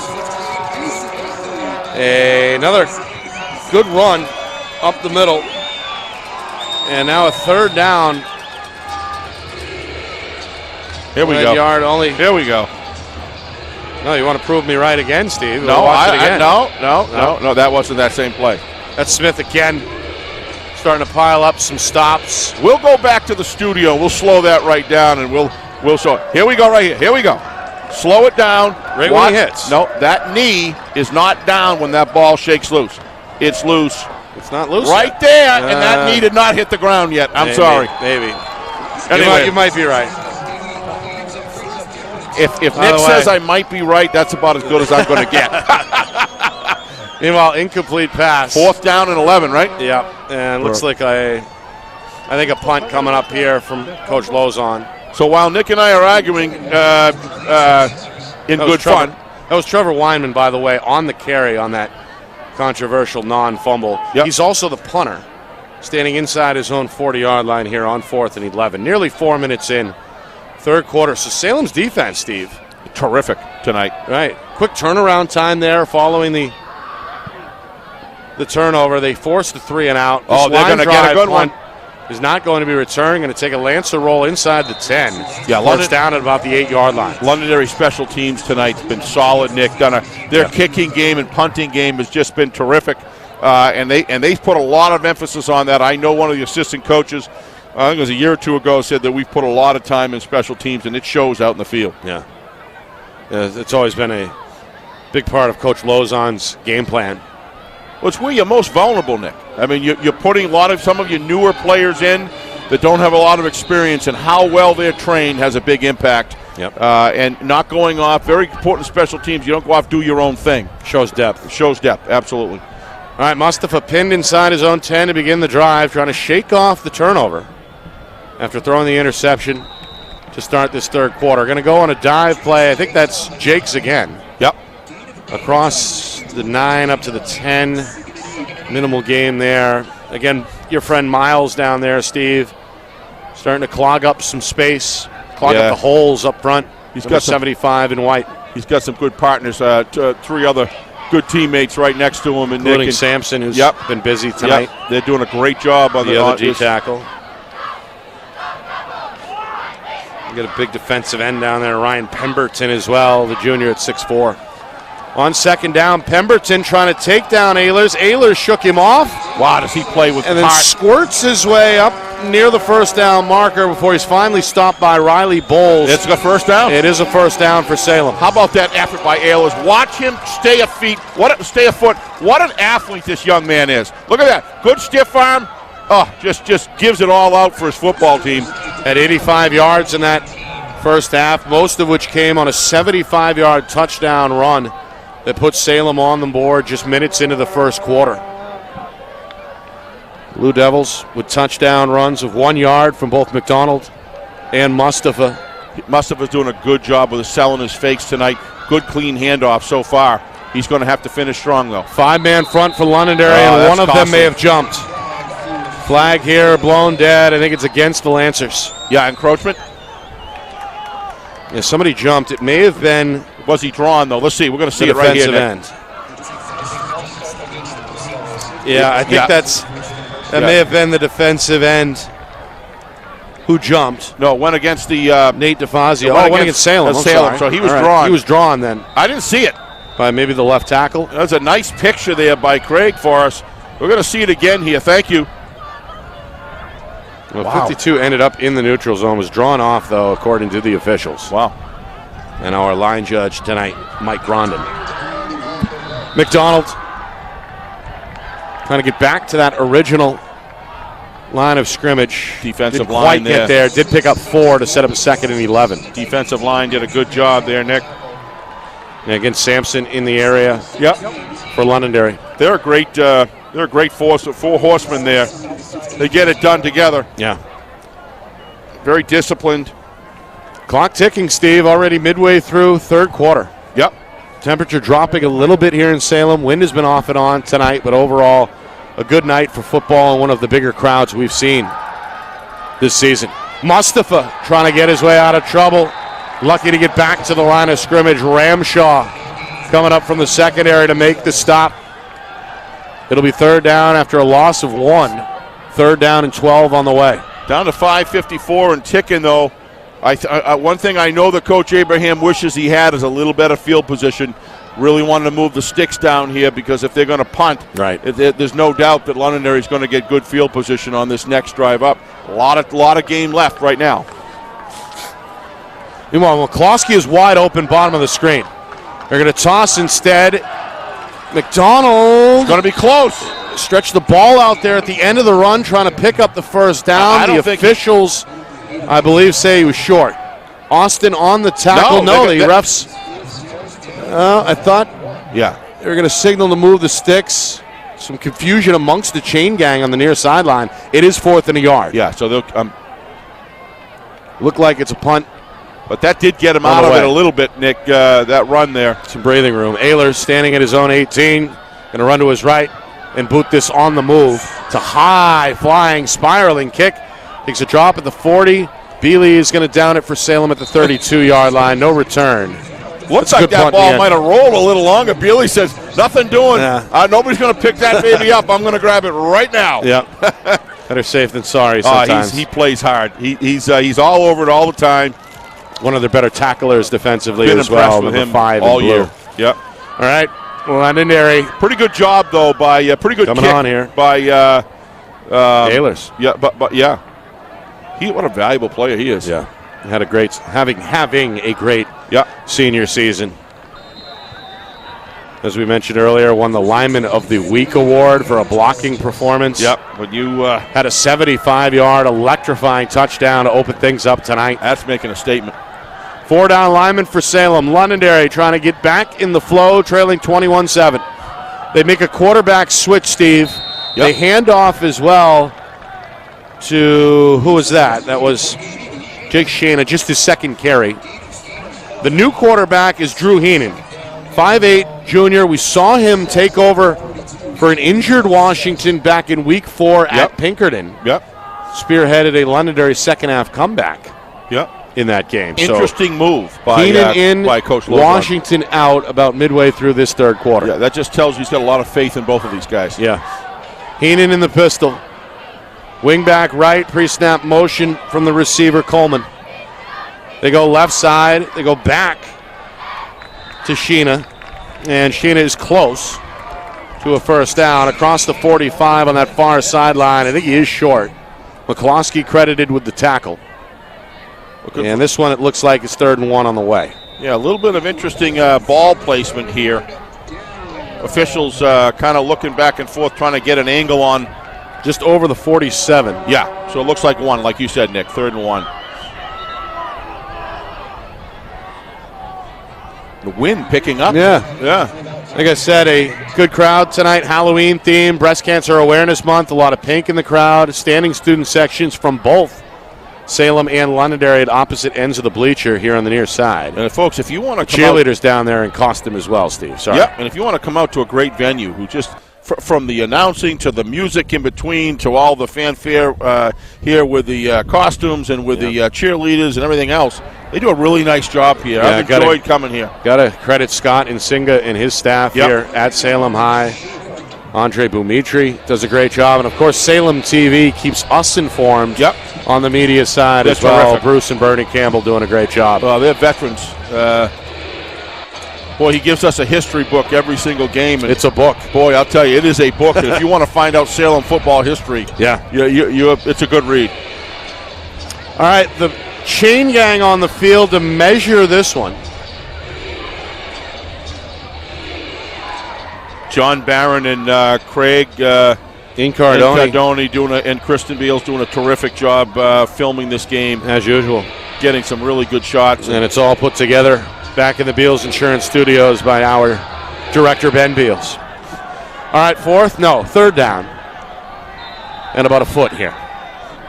Salem trying to dig in with 4 down linemen in the trench.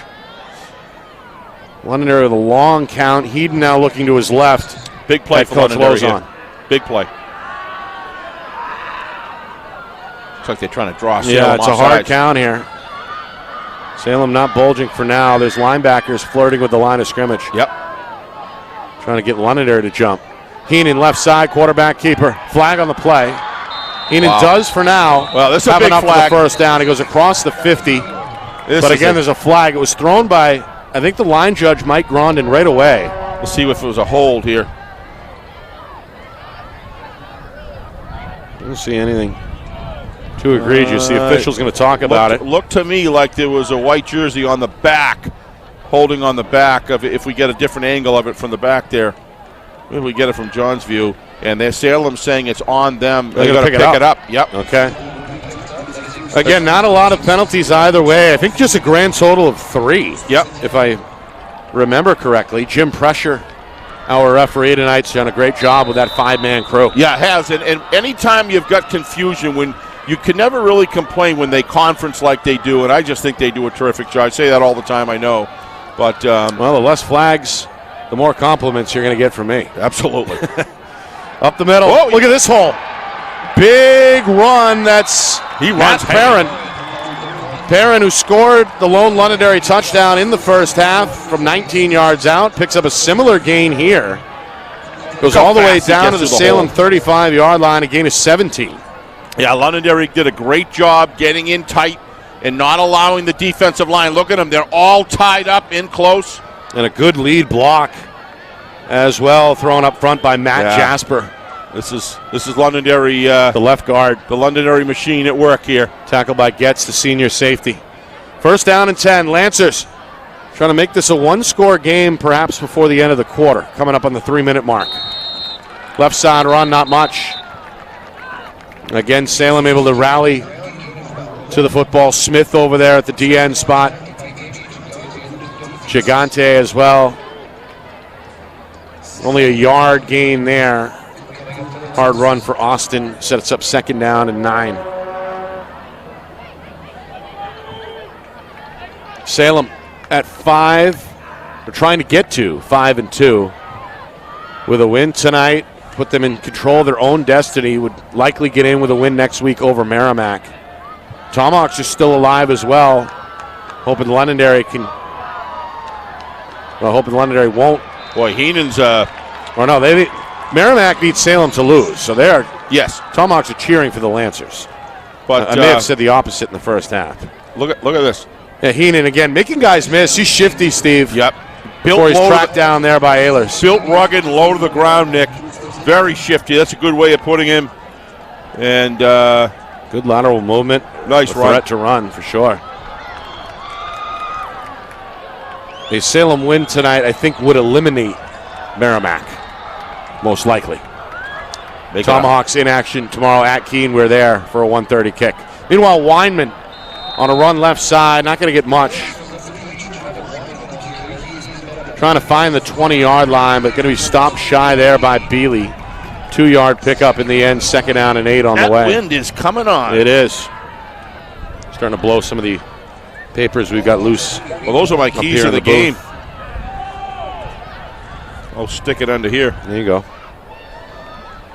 Londonderry starting to get some push up front, Steve. Had one successful touchdown drive in that first half. Took only 3 plays before it was capped off by a Perrin run of 19 yards. But that front unit in rhythm right now on this drive as well. They sure are. But when you get in the red zone, you gotta execute. Pitch left side, Sheena. Good cut. The sophomore with a spin at the 10-yard line. Hit shy of the 5. Another first down for Londonderry. Who was that on that hit? Was that number 8? I think it was McCloskey on the stop. May have saved the touchdown for Salem. Sheena, good cut. And then a big hit. No, it's McDonald. No surprise. Yeah, no surprise there. McDonald, who admitted to us on FNL Gridiron that he likes defense perhaps even more than playing offense. Yeah. Likes to hit. Any good school that wants to grab Santa Suazo and McDonald, have a good couple safeties right there. Yeah, I'm sure he's got some options. Meanwhile, up the middle. They're in. Touchdown, Londonderry. It's Perrin. Londonderry's done what it had to do. A 6-yard score, and it's back to a 1-score difference now at 21-13. Good offensive line work there. Number 68, what a terrific job cleaning out. Look at that. Look at that offensive line work. 71. Terrific work. So Perrin, the second touchdown run of the night. The first from 19 in the first half. This one from 8 yards out. Now the extra point try is good by Risley. We got ourselves a ball game, Nick. 21-14. Londonderry undefeated for a reason. Came in at 7-0. They're not going to get discouraged despite facing a halftime deficit of 14 points. They have kept Salem off the board since. Never doubted that Londonderry, Nick, would be discouraged in any way, shape, or form. That's just not in their vocabulary. It's not in their thought process. What I was thinking is that if Salem scored first, you just run out of time for drives. And by scoring first, they've done what they had to do in the second half, for sure. Cap off a 60-yard touchdown drive with that 8-yard touchdown run. It's the second of the night.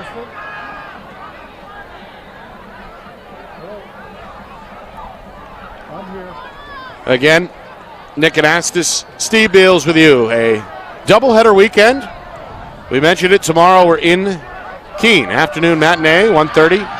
Blackbirds and Tomahawks. Merrimack hoping for another win. They've been playing well lately. Keene, of course, has been impressive all season. Both teams factors in D1 West. Well, by the numbers of live watchers, Nick, there's a lot of people interested in this game. Good audience statewide tonight. We appreciate that, watching on FNL NH Media on YouTube. One bounce fielded by the Upman Gigante, and the fullback going to navigate his way up to the 40. Nothing wrong with a fullback getting it at the 35, Nick. Right? Love Not, that, right? yeah. I think Coach Abraham is fine okay with that. Starting field position now, his own 40 with 1:22 to go, third quarter. So this is a time for Mustafa to shine. They need to answer back with 1:22 left in the third. This has been a fairly long third quarter to me, and much longer than the first and second individually were, from what I remember. So I agree. Mustafa against a 5-man front. They're going to blow it dead. That's just a terrible way to start a drive, Nick. Well, again, Salem able to avoid those penalties by and large in the first half. Only had to swallow one. But they're costly. But this one, a procedural penalty thrown by the umpire, Mike Parkin. Going to back it up 5 yards to the Blue Devil 36-yard line. Got to be pretty subtle, but they were very deliberate on the call. I didn't see it. Maybe we can see that again, but the officials were right on it. Sometimes you start to see those penalties creep in the second half due to fatigue. Yep. We're late here in the third quarter. Around the end, Ehlers lowers that shoulder and gets back to the original line of scrimmage, dragged down at about the 40-yard line. I think he and McDonald have been drinking the same Kool-Aid, Nick. They run with such hard physicality. And they almost say, okay, defender, and they just want to run you over. Gonna make you pay for it. Yeah. Howe, though, to his credit, hung tough along the sideline for Londonderry on the tackle. Howe loves it just as much as Ayla does, so that's what makes good football. But the thing is both these teams are very technically sound on their running and tackling, which is why you see that kind of impact, but yet the players come out safely because they know what they're doing. Yep. Inside of 40 seconds, pitch. McDonald on 2nd and 9. A big gain. First down. Wow. Slips by the 50 and steps out of bounds at the Londonderry 45-yard line. Watch number 29 here. Risley. Watch him save a touchdown. This is outstretched. Look at that effort right there. Just enough to twist his knee outside. Otherwise, he's gone to pay dirt. He's going all the way if Risley doesn't come through. Yeah, Risley has been one of the standouts defensively all season for Coach Lozon. Had an interception earlier in this third quarter and a handful or so tackles in that first half. First down and 10, Salem at the Lancer 45-yard line. McDonald right side, hesitates, then hits the hole. Leans forward down to about the, 41? Yep.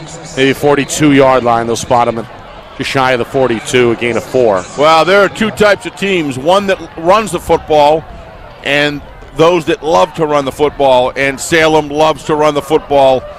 So does Londonderry, for that matter. They enjoy it as well, but Salem is just built right into their DNA, and it's all about getting through the hole with force. I think Steve's got some really good plays, Nick, designed with getting some lead blockers against that great defensive secondary, and their long runs have been very effective when they get that lead blocking downfield. 3 quarters in the books. Londonderry hoping to stay unbeaten. Will they, or will Salem perhaps punch a playoff ticket tonight? We begin to find out next. Fourth quarter on the other side. You are watching our Friday Night Lights New Hampshire Game of the Week presented by Beals Insurance.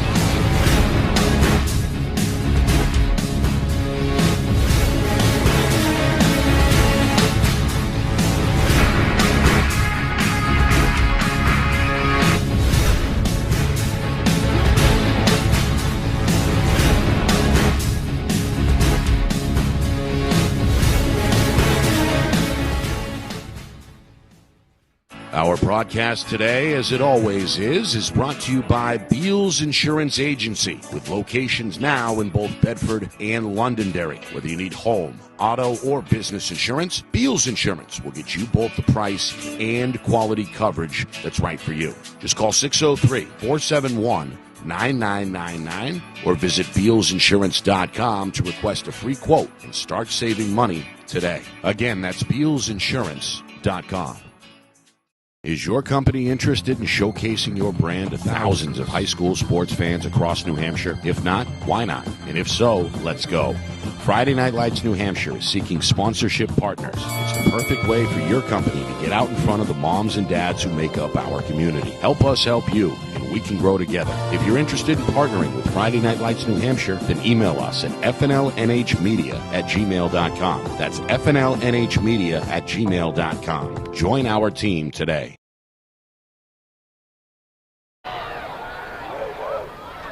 Start of the fourth quarter. Salem on a 2nd down and 8, trying to get McDonald back to the line of scrimmage. And he'll do so just barely. Risley, the tip of the spear there defensively for Londonderry. It'll bring up a 3rd down now and 10. Coach Lozon hoping for one more stop so his team can get the ball back, trailing here 21-14. Last 5 minutes, Nick, been very animated. The sidelines came all the way out to the center hash marks talking to the officials.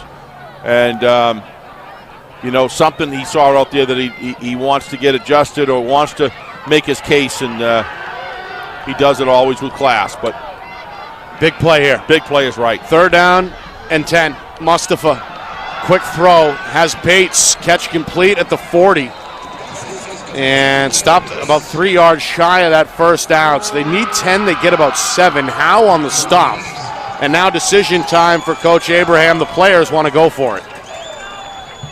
It's 4th down and a long one, it looks like. They're going to get a favorable spot, in my opinion.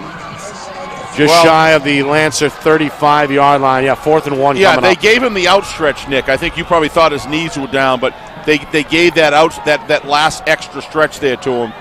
And like you said, it's inside of a yard as a result of that spot. Good point. All right. Coach Abraham. Huge play in the game right here. Says, let's do it. Keep this drive alive. Mustafa right to the line of scrimmage. Jocks and McDonald behind him. They go to McDonald. He's got the 1st down. Follows the right guard down to about the 32-yard line to pick up a 3 and a 1st. Boy, did you say that right guard, Nick? Let me get his number. I think it was Mason Dudley. Mason Douglas. Watch this, folks. This is good. Look at that work. Wow. Yeah, a few guys in there. 58 and 59, Nick, and 58 was and Dudley. 50 and 50. 59 all 3 of those Daly, guys. Jackson Daly and Matt Breton. Terrific starting line center, work. number 50. Terrific line work. He's actually not the center. That's 58's the center right now. 50 is the you're right, the right tackle. Yeah. Yeah, Dudley's the center. Yep. Terrific job by all Breton, 3 the right of them. tackle, and then McDonald trying to get in rhythm.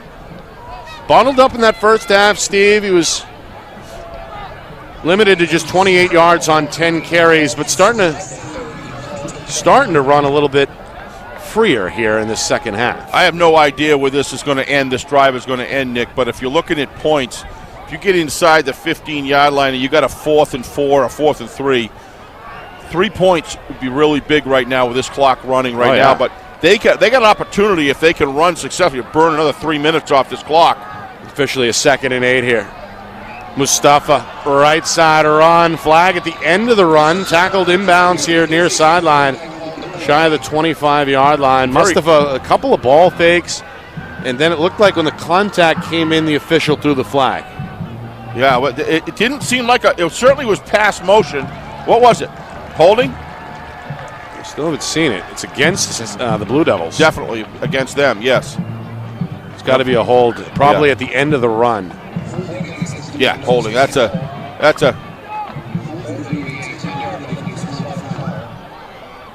second penalty against this Salem offense here in the 2nd half. Yeah, don't be too surprised if they roll out. Put it back to 35. So 2nd down and what? 2nd down about 14 here. Salem, they've played with the lead all night. 21 points. Their total through 2 quarters. Through an interception that 3rd quarter, trying to get the offense back on track on this drive. Mustafa to his left, throws down the middle, incomplete. Really surprised he didn't run that, Nick. Dominic Bucheri, the tight end, the intended target. Watch if Craig gets the wide shot here. Look at Mustafa. It looks to me like he's got a ton of room to run right here. and he choked. Look, yeah, there's nobody in there. Yeah, Buchderi had the step. Yeah. On Bowles, but incomplete. Really surprised he didn't tuck it and run. There was nobody on that left side. The corner or safety, couldn't tell who it was. It was probably 15 to 20 yards back. 3rd down and 14. Clock stopped. Just over 3 minutes gone by, second quarter. Third quarter. Fourth quarter. Big play here for both teams. Fourth quarter action here. Salem with the toss. McDonald thought about it. Hit at the line of scrimmage. Rolls forward. Now that's going to be again. A personal foul. I think it's a head. He took a shot upstairs near the sidelines. Take a look at this. We can slow this down. Officials talking about it. Oh, yeah. Took a hit there from Pedrick. They're always going to throw that. Always going to throw that, Nick. Let's see if we get another shot angle at that. That'll be an automatic first down. You called it, Steve. The helmet-to-helmet is going to trigger the personal foul penalty against Londonderry. Right here. Oh, yeah. Yeah. As Pedrick came in high, McDonald went low, and there's the collision helmet-to-helmet. Yep. They're going to call that every time. That is but look, Coach Lozon is just. It's a bad break. Yeah. For the Lancers. But I think if you look at that on replay 10 times, it's going to meet the standard, Nick, of a headshot there. It's unfortunate for Londonderry because, he's in on the tackle, but you can't, there's nothing, you got to call that. You got to appreciate the hustle in the pursuit there. Without a doubt. And going full speed, it can be tough to avoid. So it can. Salem catches a break. Set up shop on a 1st and 10 with a double handoff. The inside give for Ehlers goes for about 3. Ehlers dragged down from behind. Pedrick again in on the 56, play. 56, right? Sampson as well. Yeah, 56, just holding on to his jersey, playing their hearts out, both of these teams. Londonderry undefeated coming into tonight. This has been a beauty to watch, Nick. It really has. Trailed 21-7 at halftime. They get 2 touchdowns tonight from Matt Perrin, the senior running back. Salem, a McDonald and Mustafa score, each from a yard out in the second quarter. Ehlers got the party started with a 75-yarder on their second play from scrimmage. McDonald, right side, trying to fight his way down to the 15. Only gets about a yard or so. Londonderry, win or lose tonight, Steve, going to be satisfied with the fact that they at least contained Aiden McDonald tonight. Just a yard run there for the senior star. And now a 3rd and 6 on the way. Meanwhile, clock continuing to tick down. Already 5 minutes gone by a fourth quarter. Yeah, but this is going to be a very interesting call if it's like, fourth and 2 or something like that. What do you do here? Do you go on 4th down? Coach Abraham hoping to avoid that situation with a 3rd down conversion here. 3rd and 6. Inside run, Jakes hitting the hole, pushes forward for maybe another yard, but well shy of the 1st down. That would lead me to believe, Nick, that he's going to go for a field goal here. Sampson again on the tackle. A field goal would make it a 2-score game. Well, I think that's why he wanted to run it into the center, Nick, to keep it in the middle of the field. Yeah. That was pre-planned, I would guess. Although the ball is placed here along the near hash at the 14-yard line. So if my West High math is correct, it'd be about a 31 or 32-yard field goal attempt. Right. No problem with a leg, but it is in the right hash mark with a right-handed kicker. Wind blowing left to right as well. They're going to go for it, Wow. 4th down. They pitch it. Ehlers hit, trying to fight for that extra yardage. He's close, but I think short. I think he's short. Londonderry signaling that he was short. Bowles is celebrating. The officials still haven't made an official ruling yet. I think they're waiting for the last man to get up on the bottom of that pile. That was Ehlers, the ball carrier. Lancers get the stop they wanted. They'll take over with just over 6 minutes remaining from the 10-yard line, their own 10-yard line. 4th and 4 is a lot, Nick. Yeah, we talked about that earlier in the game. Kind of that tough middle ground where anything can happen. The defense rises to the occasion as they have here in the second half, Steve. Yep. Remember, they sure have. The only other game I believe they trailed this season at halftime was against Pinkerton. They shut out the Astros on the road in the second half and got the job done in quarters 3 and 4. trying to do that again here tonight at Salem. Win, lose, or draw. This is good for Londonderry, Nick, because they're playing playoff-type football right now. Right. And it's just going to harden. It's going to sharpen the sword. All right, here comes Heenan. The junior quarterback took over for the starter Washington in the third quarter and is not going to get much here on a quarterback keeper. No. Gigante along with Trevor Gerisi in on the stop. What did they give him in the end? About 2. Second down and 8 coming. Yep. Past the midway point, fourth quarter. Really enjoying this game, Nick. I got to tell you, these are just two. We've been spoiled. Yeah, we've been last spoiled the last couple of weeks. This game last Friday night and Saturday with BG and Pinkerton, and this is just great football. Heenan in the pistol, 4 receivers set, looking over at the Londonderry sideline. Coach Lozon flashing the signals. Clock continuing to tick down towards 5 minutes. This is when Coach Lozon is at his best, Nick. 4-down lineman for Salem. Snap taken by Heenan. He's going to sprint to his left. Across the 15, makes a cut to the 20 and a first down. First down. A good piece of running there by the junior quarterback. Stopped by Getz out of the secondary. Watch the pulls here and get the flow. And the lead blockers out in front. Look at them. Look at those guys pulling out. Hat on hat. And Sampson. Pad on pad, I should say. What a terrific job. Sampson on the pull there. Everybody knows their job, and they do it. We hit the 5-minute mark. Londonderry still with a ways to go from their own 23-yard line, 1st and 10. We may have to put the next batteries in. We could be winding up with a 21-all game here. Could see some sudden death. Man in motion is Coleman. They fake to him. They keep it with Heenan. Flag. Penalty on the play. Not much there as Heenan up to the 25 and no further. Stopped by the Salem. Very interested to see what this penalty is. Usually it's holding defensive on lineman offense. Jackson Daly on the tackle. And it's something against Londonderry because he's aimed that way. Yeah, so Coach yes, Abraham pumping his fist on the sideline. Penalty against the Lancers, a rarity tonight. It's the 3rd total penalty against Londonderry in the game. Yeah, well, he knows that puts them back deep in the zone. The other thing is it forces Coach Lozon. In most cases, the sense is when they're deep in their own zone, it kind of takes out some of the risk in the playbook that he can go after. So that's a big penalty right there. Kind of cuts down the amount of offensive plays when you get deep in your zone. You don't want to take 20 risk. now from their own 15. That's tough. And he's going to go. Heenan going to roll to his right, going to throw off the back foot, and that one is intercepted. Tommy Ehlers, no, they say incomplete. The officials, I believe, just said incomplete. Although now, looks like the Salem offense is going to come onto the field. It is an interception. It's the 4th takeaway. Looked pretty clean from that angle. Pretty clean. We'll see what we get here. It's the 4th takeaway tonight if it stands for Salem.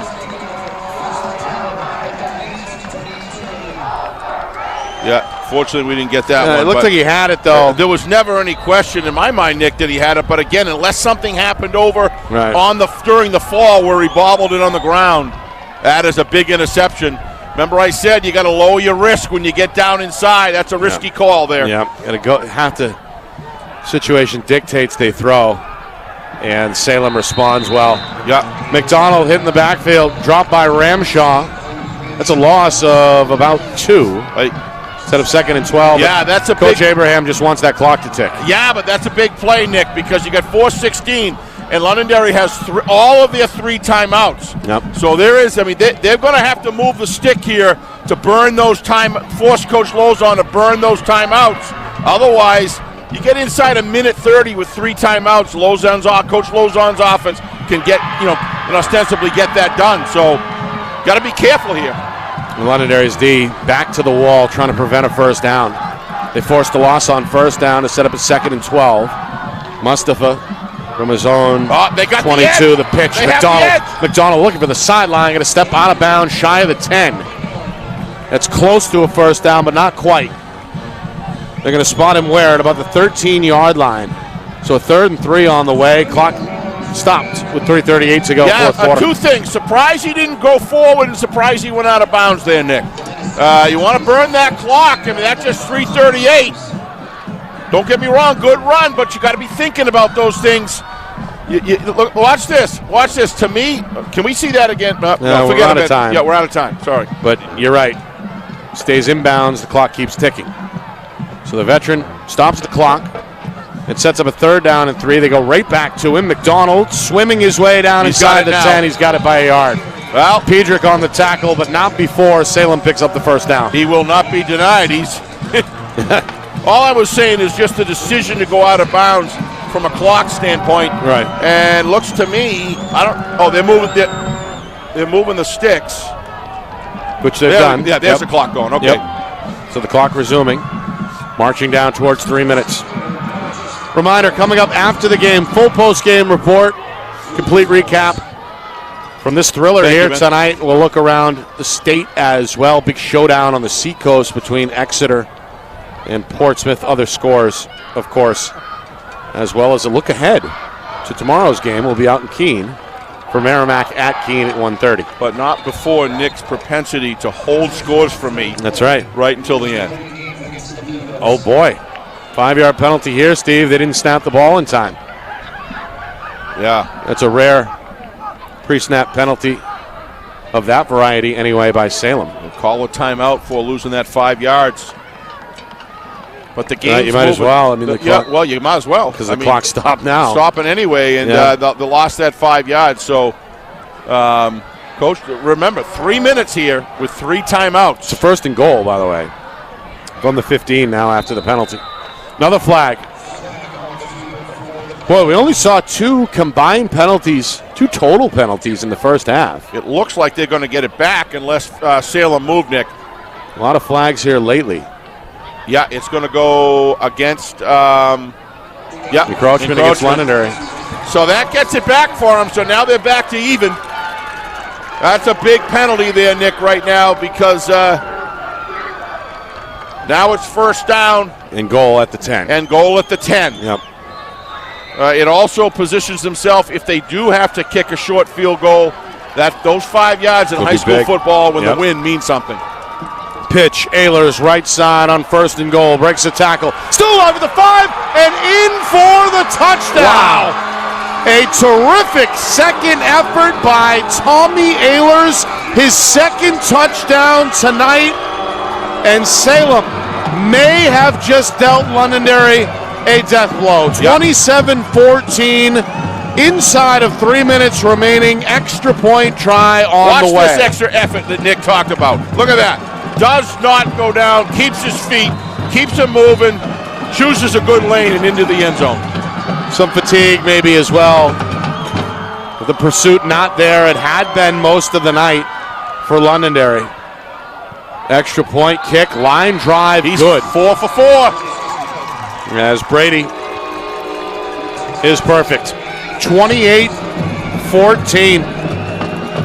Salem now 2:52 away from handing Londonderry perhaps their first loss of the season. And we all know that first loss is not nearly as important as what Coach Abraham's feeling the sidelines that we've done what we've had to do so far. With 2:52 left, anything can still happen.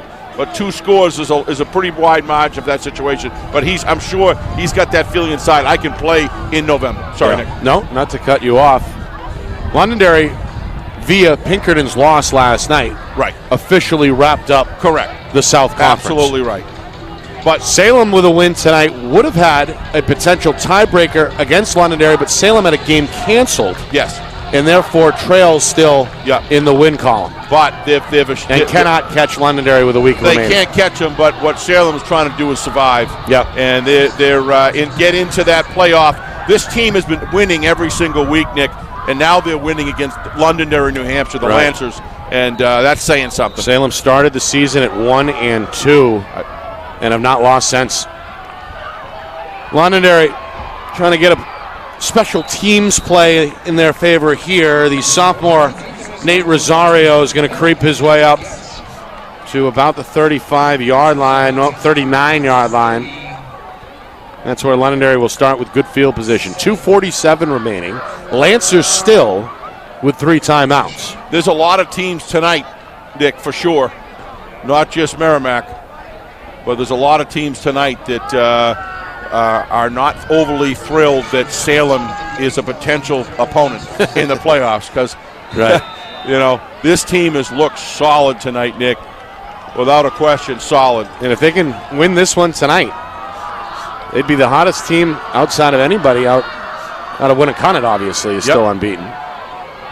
This one incomplete. Ramshaw couldn't catch up to it at midfield. 2nd down and 10. Washington is back on, by the way. Who's in quarterback now, Nick? That's what I mean. Washington back on. On. He's back. I was going to say, I was looking for Heenan's number. Didn't see it. Washington played the first 2.5 quarters. Heenan came on midway through the third. He was hidden behind. Threw the interception on the last drive, and now Washington back at the controls for Coach Lozon. There you go. All right. 4 receivers, 3 right side. 2nd down and 10, snap coming. Salem going to bring 5 to the defensive line, now back off and rush 4. Washington rolls to his right, intercepted. It's Ehlers. Makes a juke move at the 20, inside the 10, and into the end zone. This is unbelievable. A pick 6 for Tommy Ehlers, his 3rd touchdown tonight.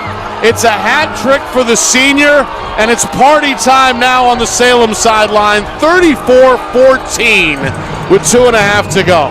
The emotions on the coaching sidelines of Salem, Nick, says it all. There's excitement as the players are. And who can blame this Salem Blue Devil team, Nick, for the way that they've been staying in these tough games? Yeah. This has not been an easy ride every single week, and now they're putting themselves in a position to play on. And this is what you play for in August, right? It is. It's what you do the double sessions for. It's for moments like that. A pick 6 from Tommy Ehlers. Teammates love it. Salem, as you mentioned, Steve, really nuts. Really written off by a lot of people after not me that 1-2 start. Pinkerton hammered them pretty good. They had a game canceled. They kind of fell off the radar for a minute, but it's a good football nobody team. Lost faith affiliated with the program. We knew how good they were. You bet. And how good they could be, and they're showing it tonight. A big 4th quarter to break this one open. 35-14 now with 2.5 remaining. So many times Salem has gone through just physically beat up other teams, Nick, and somehow fall short. This time, this year, they're in the playoffs. We talked to Noah Mustafa last night on FNL Gridiron. You can watch that interview on our YouTube channel in the video section. But he said, you know what? We've been getting better, and we're going to try to put it all together tomorrow night. I think in a lot of ways they have, quote-unquote, putting it all together tonight. Yeah. I said, Noah, what do you think you have to do tomorrow night? Big smile on his face. I just need to command the offense. Yeah. I said this kid's all right. Didn't take 2 seconds for it to get that out. The offense looked good. The one mistake tonight from the 3-year starter, Mustafa, was the interception midway through the 3rd quarter. That was a pretty well thrown ball. That took a hell of a defensive jump. And in the end, it's not going to matter. It's not going to matter. Squib kick, no return. Good cover up by one of the up men there for Londonderry, Grady Darren. Set up the Lancers at their own 35-yard line, 1st and 10. And there isn't anybody in this stadium that's worried about Londonderry going home and coming out next week, and with a vengeance. And they'll be ready. They're too well coached not to. This is just one of those things where it was Salem's night, and they played like it. Right from the first play, Nick. Heenan back in. Throw incomplete. Coleman couldn't bring that one in. It was low. Sub-knee, but hit him in the hands. Incomplete. Have we had some games to call the last couple weeks, huh? Yeah. Been terrific. Yeah, terrific finish last week in Exeter. Bedford, a game-winning drive, set up a game-winning field goal with 3 seconds left. The BG Pinkerton game we did Saturday night was exciting, hard-fought. Astros ended up prevailing on the road, and then tonight, things tightened early in the 4th as this goes incomplete. Londonderry had the ball, down only 7 early on in the opening minutes of this 4th quarter, but the tide turned. A big touchdown run by Tommy Ehlers on offense, and then a pick 6 by Ehlers on defense. Blew the top off of this one, 35-14 here. Coming up, full recap after the game and a full scoreboard as well. A Week 8 scoreboard in the NHIAA.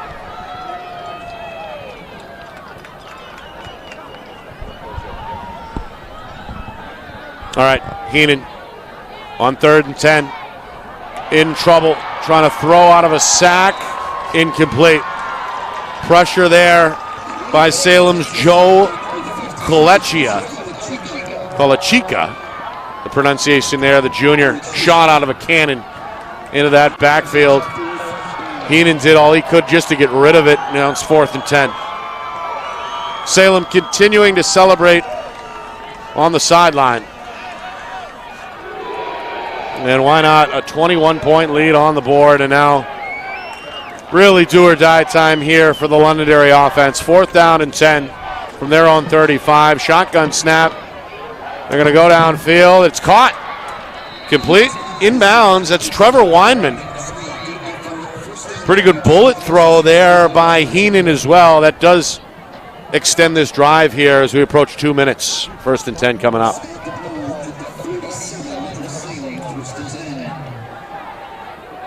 Well, I want to thank our sponsors again tonight, Steve. Obviously, Beals Insurance, our presenting sponsor. Whether you need home, auto, or business insurance, Beals Insurance will get you both the price and quality coverage that you deserve. Visit BealsInsurance.com. 1st and 10, Heenan, screen pass left side, incomplete. Brought to you in part tonight also by MG Sports Fundraising. Fundraising made easy. MG Sports Fundraising is the official fundraising sponsor of Friday Night Lights New Hampshire. Visit mgsportsfundraising.com and start raising money for your team today. Also by Ulster Property Services. They fix it, clean it, and trim it so you don't have to. Ulster Property Services, serving southern New Hampshire since 2012. Visit ulsterpropertyservices.com. Meanwhile, big run here for the Londonderry sophomore. Big gainer right side for Sheena, who has been excellent tonight when his number has been called. Our final game sponsor tonight is New Hampshire iPhone Repair.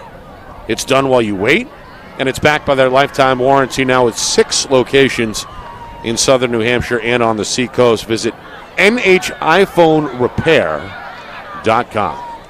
1st and 10 Londonderry. Inside of 2 minutes here. Lancers trying to get in the end zone one final time. Heenan going to throw it deep, and that one incomplete.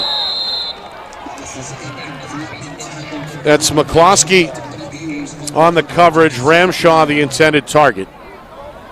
The incompletion brings up a 2nd down and 10 with 1:51 remaining. I echo your thanks to our sponsors, Nick. I mean, without them, without New Hampshire iPhone Repair and Ulster Property Services and MG Sports Fundraising coming in, that's really allowed us to expand the quality of the technical, the cameras, extra camera and everything else, and we really appreciate them coming on board.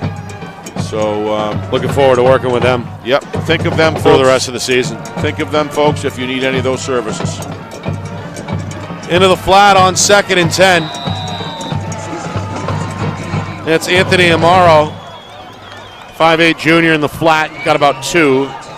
Bealey able to register another tackle for Salem. I'd also like to thank the great camera work by our 3 camera people, Nick. Yeah.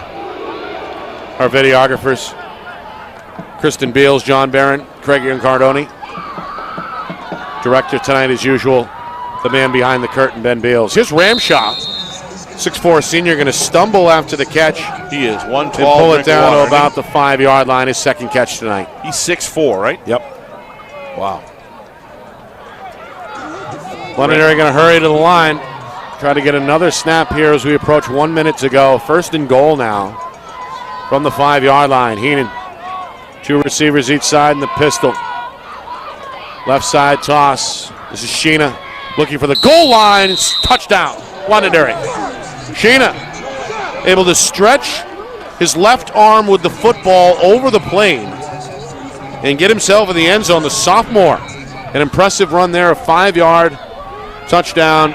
Londonderry saves a little bit of face here late, cutting the lead now to 35-20, just inside of a minute to go. Londonderry not without a very strong sophomore and junior class, Nick, of football players coming up. Yep. It's quite a machine, quite an operation. Quite a program. Quite a program, really. Both of these programs are. Londonderry are going to catch their first L tonight. And as you said, Steve, as the extra point is up and good from Risley, make it 35-21. They can take a lot from a loss, especially if it's the first one, if it's late in the year. They had to deal with an adverse situation really from the get-go tonight, playing from behind, down 2 scores in the second half. All that, I'm sure, is not lost on Coach Lozon or his team. No, it's not. And they will, they will go home and work out this week and work out the kinks and look at the areas. But I think what you're going to find in this game, Nick, is a lot of this is Salem. And just a terrific effort of a team that does not want the light to go out. Right. And that's what they played like. It's kind of like a candle in the wind that just keeps on burning. They just, they went through some adversity through the early parts of the season. But boy, it's Coach Abraham and his assistant coaches, along with all the players, have just continued to look forward every single week and just like lunch pail, get the job done every single week, and here they are. Right. Going to play in the are going to make it to the playoff round. They've earned it tonight. Yeah, most likely. I don't want to say it's official if I'm not sure, but I think it is.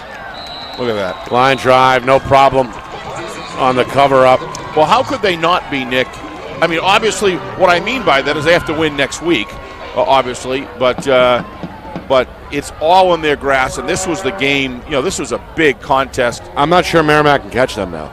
That's what I'm saying. Right. I'm not sure they can either. North, though, with a win last night, kept the Titans alive. Yes.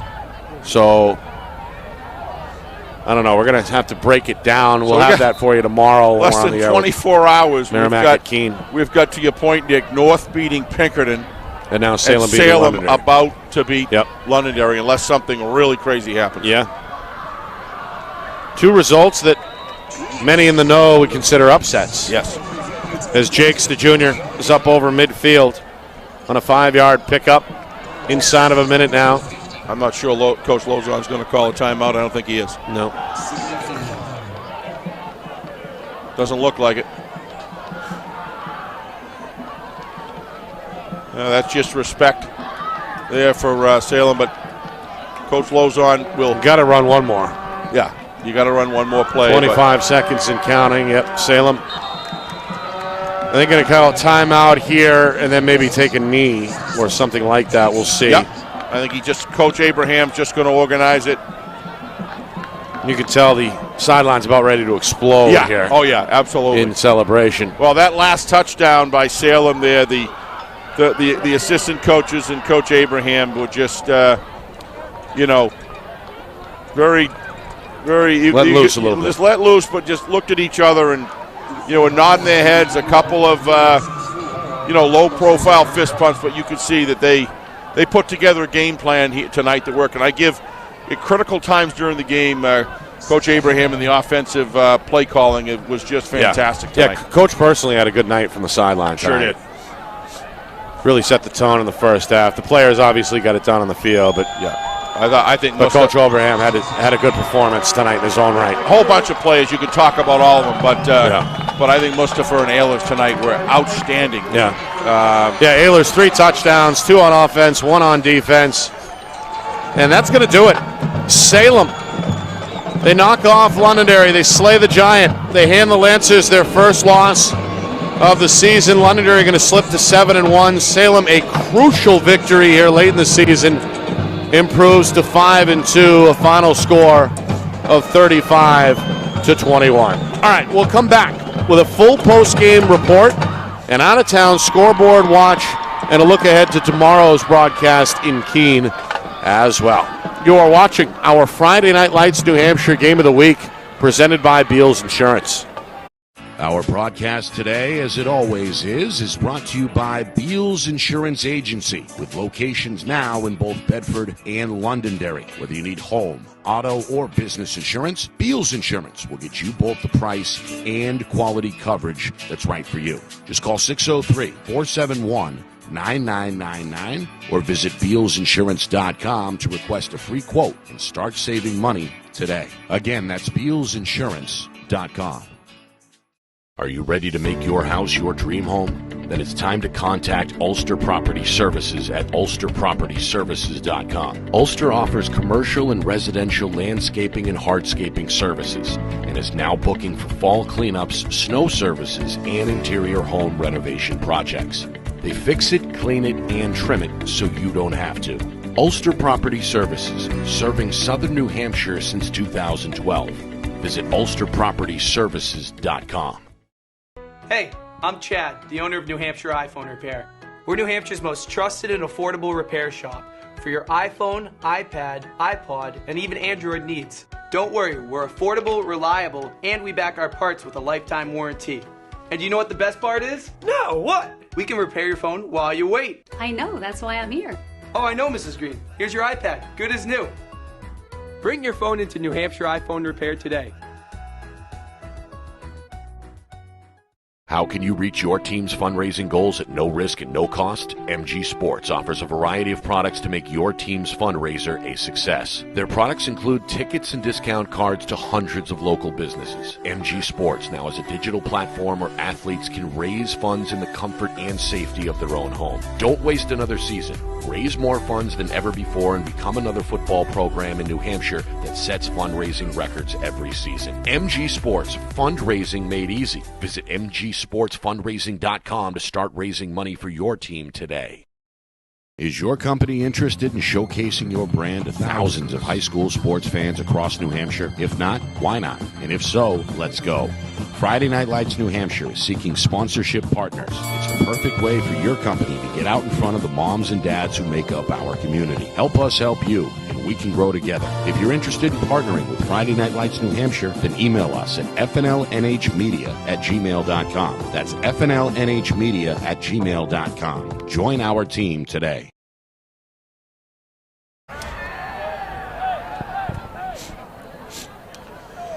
Well, 35-21 the final. A big win for Salem. They stay in the playoff race. They improve to 5-2.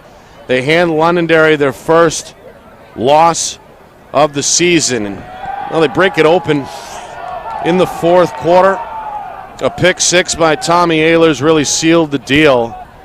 And we saw Salem celebrating like they won the championship, celebrating like they did back in 1995. They beat Londonderry on this field in the Division II championship in 95. It was a catch pulled in by Johnny McDonald, the father of Aiden McDonald, a 13-7 The father final of Aiden McDonald. Aiden McDonald's father, Johnny McDonald, caught a nice touchdown grab, a contested grab from quarterback Adam Ruzemick to make it 13-7. There it is, Steve, there it is, courtesy of Salem TV. There's Ruzemick under center, and there's the throw over the middle. There's the catch by McDonald, number 15 in blue. It seems familiar. That's history right there. There he is, almost 30 years ago. I think you meant Dave Rosemick, right? I thought it was Adam Rosemick. You know who Dave Rosemick is?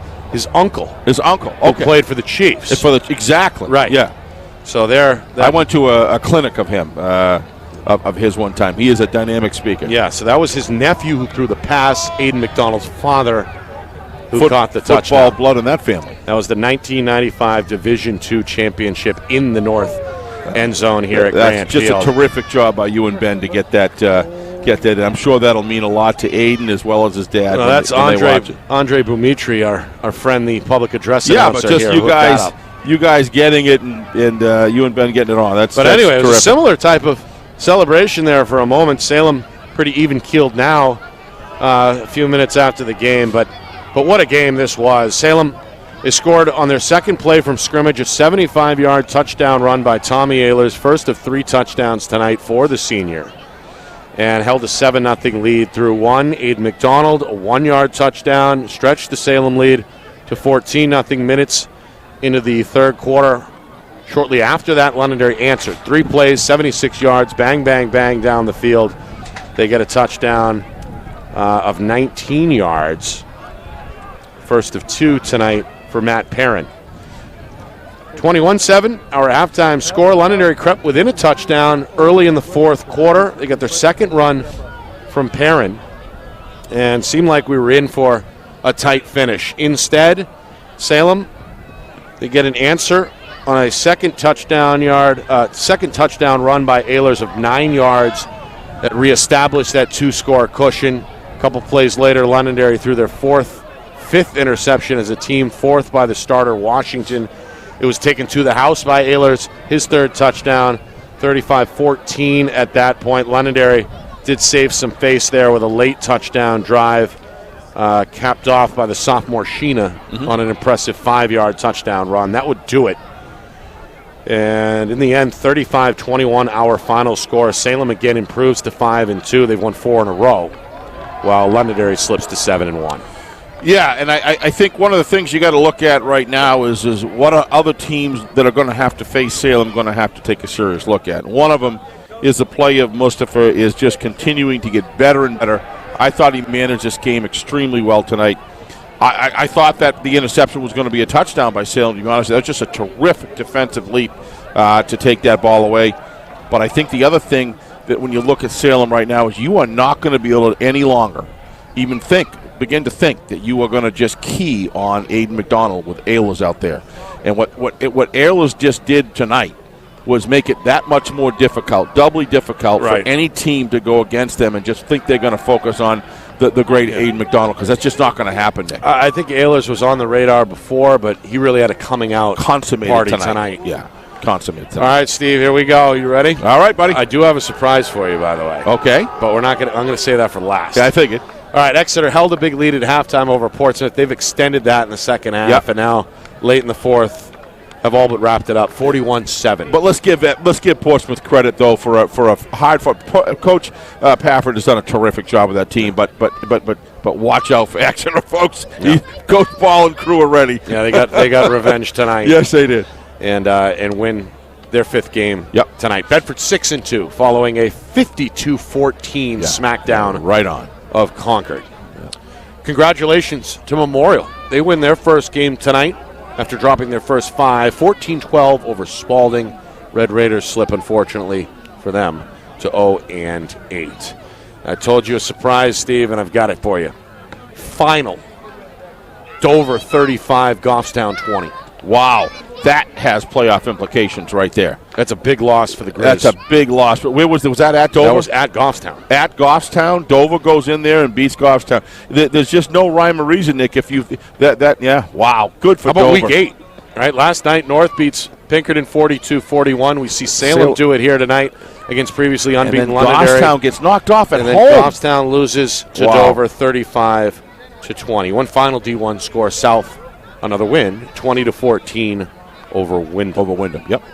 Wow. And then Interlakes trailing Kearsarge in D3 16-0. That's with 5 minutes remaining in the fourth quarter. Steve, your final thoughts on what we saw here, 35-21, Salem a winner. Well, I just think that in some respects, going undefeated is a wonderful accomplishment.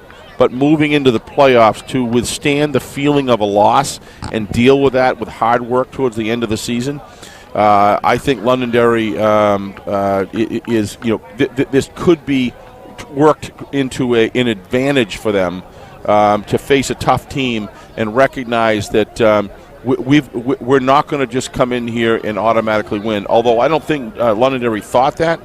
Regardless. It's just the psychology of it, Nick. You've got to feel what it's like during the season to lose a game, and I think Londonderry's going to come back just like Exeter did, powerful and stronger than ever. But as far as Salem is concerned, how can you not love the attitude of this team? And I love the culture of the team, and I like the design of their offense. The hitting out there is just fabulous. It's solid. It's clean. It's well coached. I don't think I recall, since you and I have been working at Nick, but going on 4 or 5 years now, trying to get this thing off the ground. I don't recall a Division I year where so many teams are that good. You're looking at Salem now, Londonderry, Pinkerton. I go back further. We've seen the last 9 Division I champions run the table. Right. So that gives you an idea of how different things are this year. We still want to come in unbeaten, but Roger called it all summer, others as well. This was going to be a parity-filled year. Yeah, he was right. And here we are in Week 8 seeing quote-unquote upsets really across the board. But look at the depth. You got Winnicott, Exeter. I'm talking about teams who can say it? You got North beating Pinkerton last night, Salem beating Londonderry tonight, Goffstown losing to Dover, Exeter losing to Bedford, Bedford coming back just killer this week. This was their homecoming game, and they had a pep rally this afternoon. It makes it fun for us. Just makes it fun for us. It's just which game do you go to? I just hope maybe they can start moving a couple of these playoff games on Friday night so we can do 2 of them. We'll see. But we're willing to come if they're willing to do it. Yeah. It'd be wonderful to be able to show more of these games. Yeah. Live. Right. As of now, the playoff schedule looks like all the games will be on Saturday. Yep. In that first week of November. But that is subject to change, and if it is, we'll be on the spot for sure. All right. Want to thank Scott Nsinga and his staff here at Salem, as usual, rolling out the red carpet for us, or in this case, maybe the blue carpet. Either way, we appreciate that. The public address announcer as well, Andre, really terrific helpful. Job. Of course, the Campbells with Salem TV really helping us get prepared for this one.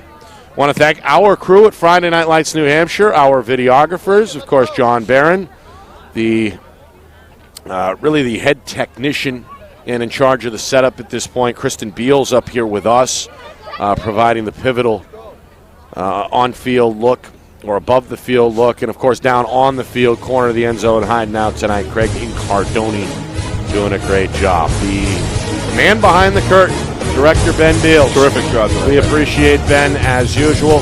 My partner on the microphone, executive producer, Steve Beals. My name is Nick Anastas saying so long. Final score, final time, Salem 35, Londonderry 21. This has been a presentation of our Friday Night Lights New Hampshire Game of the Week presented by Beals Insurance.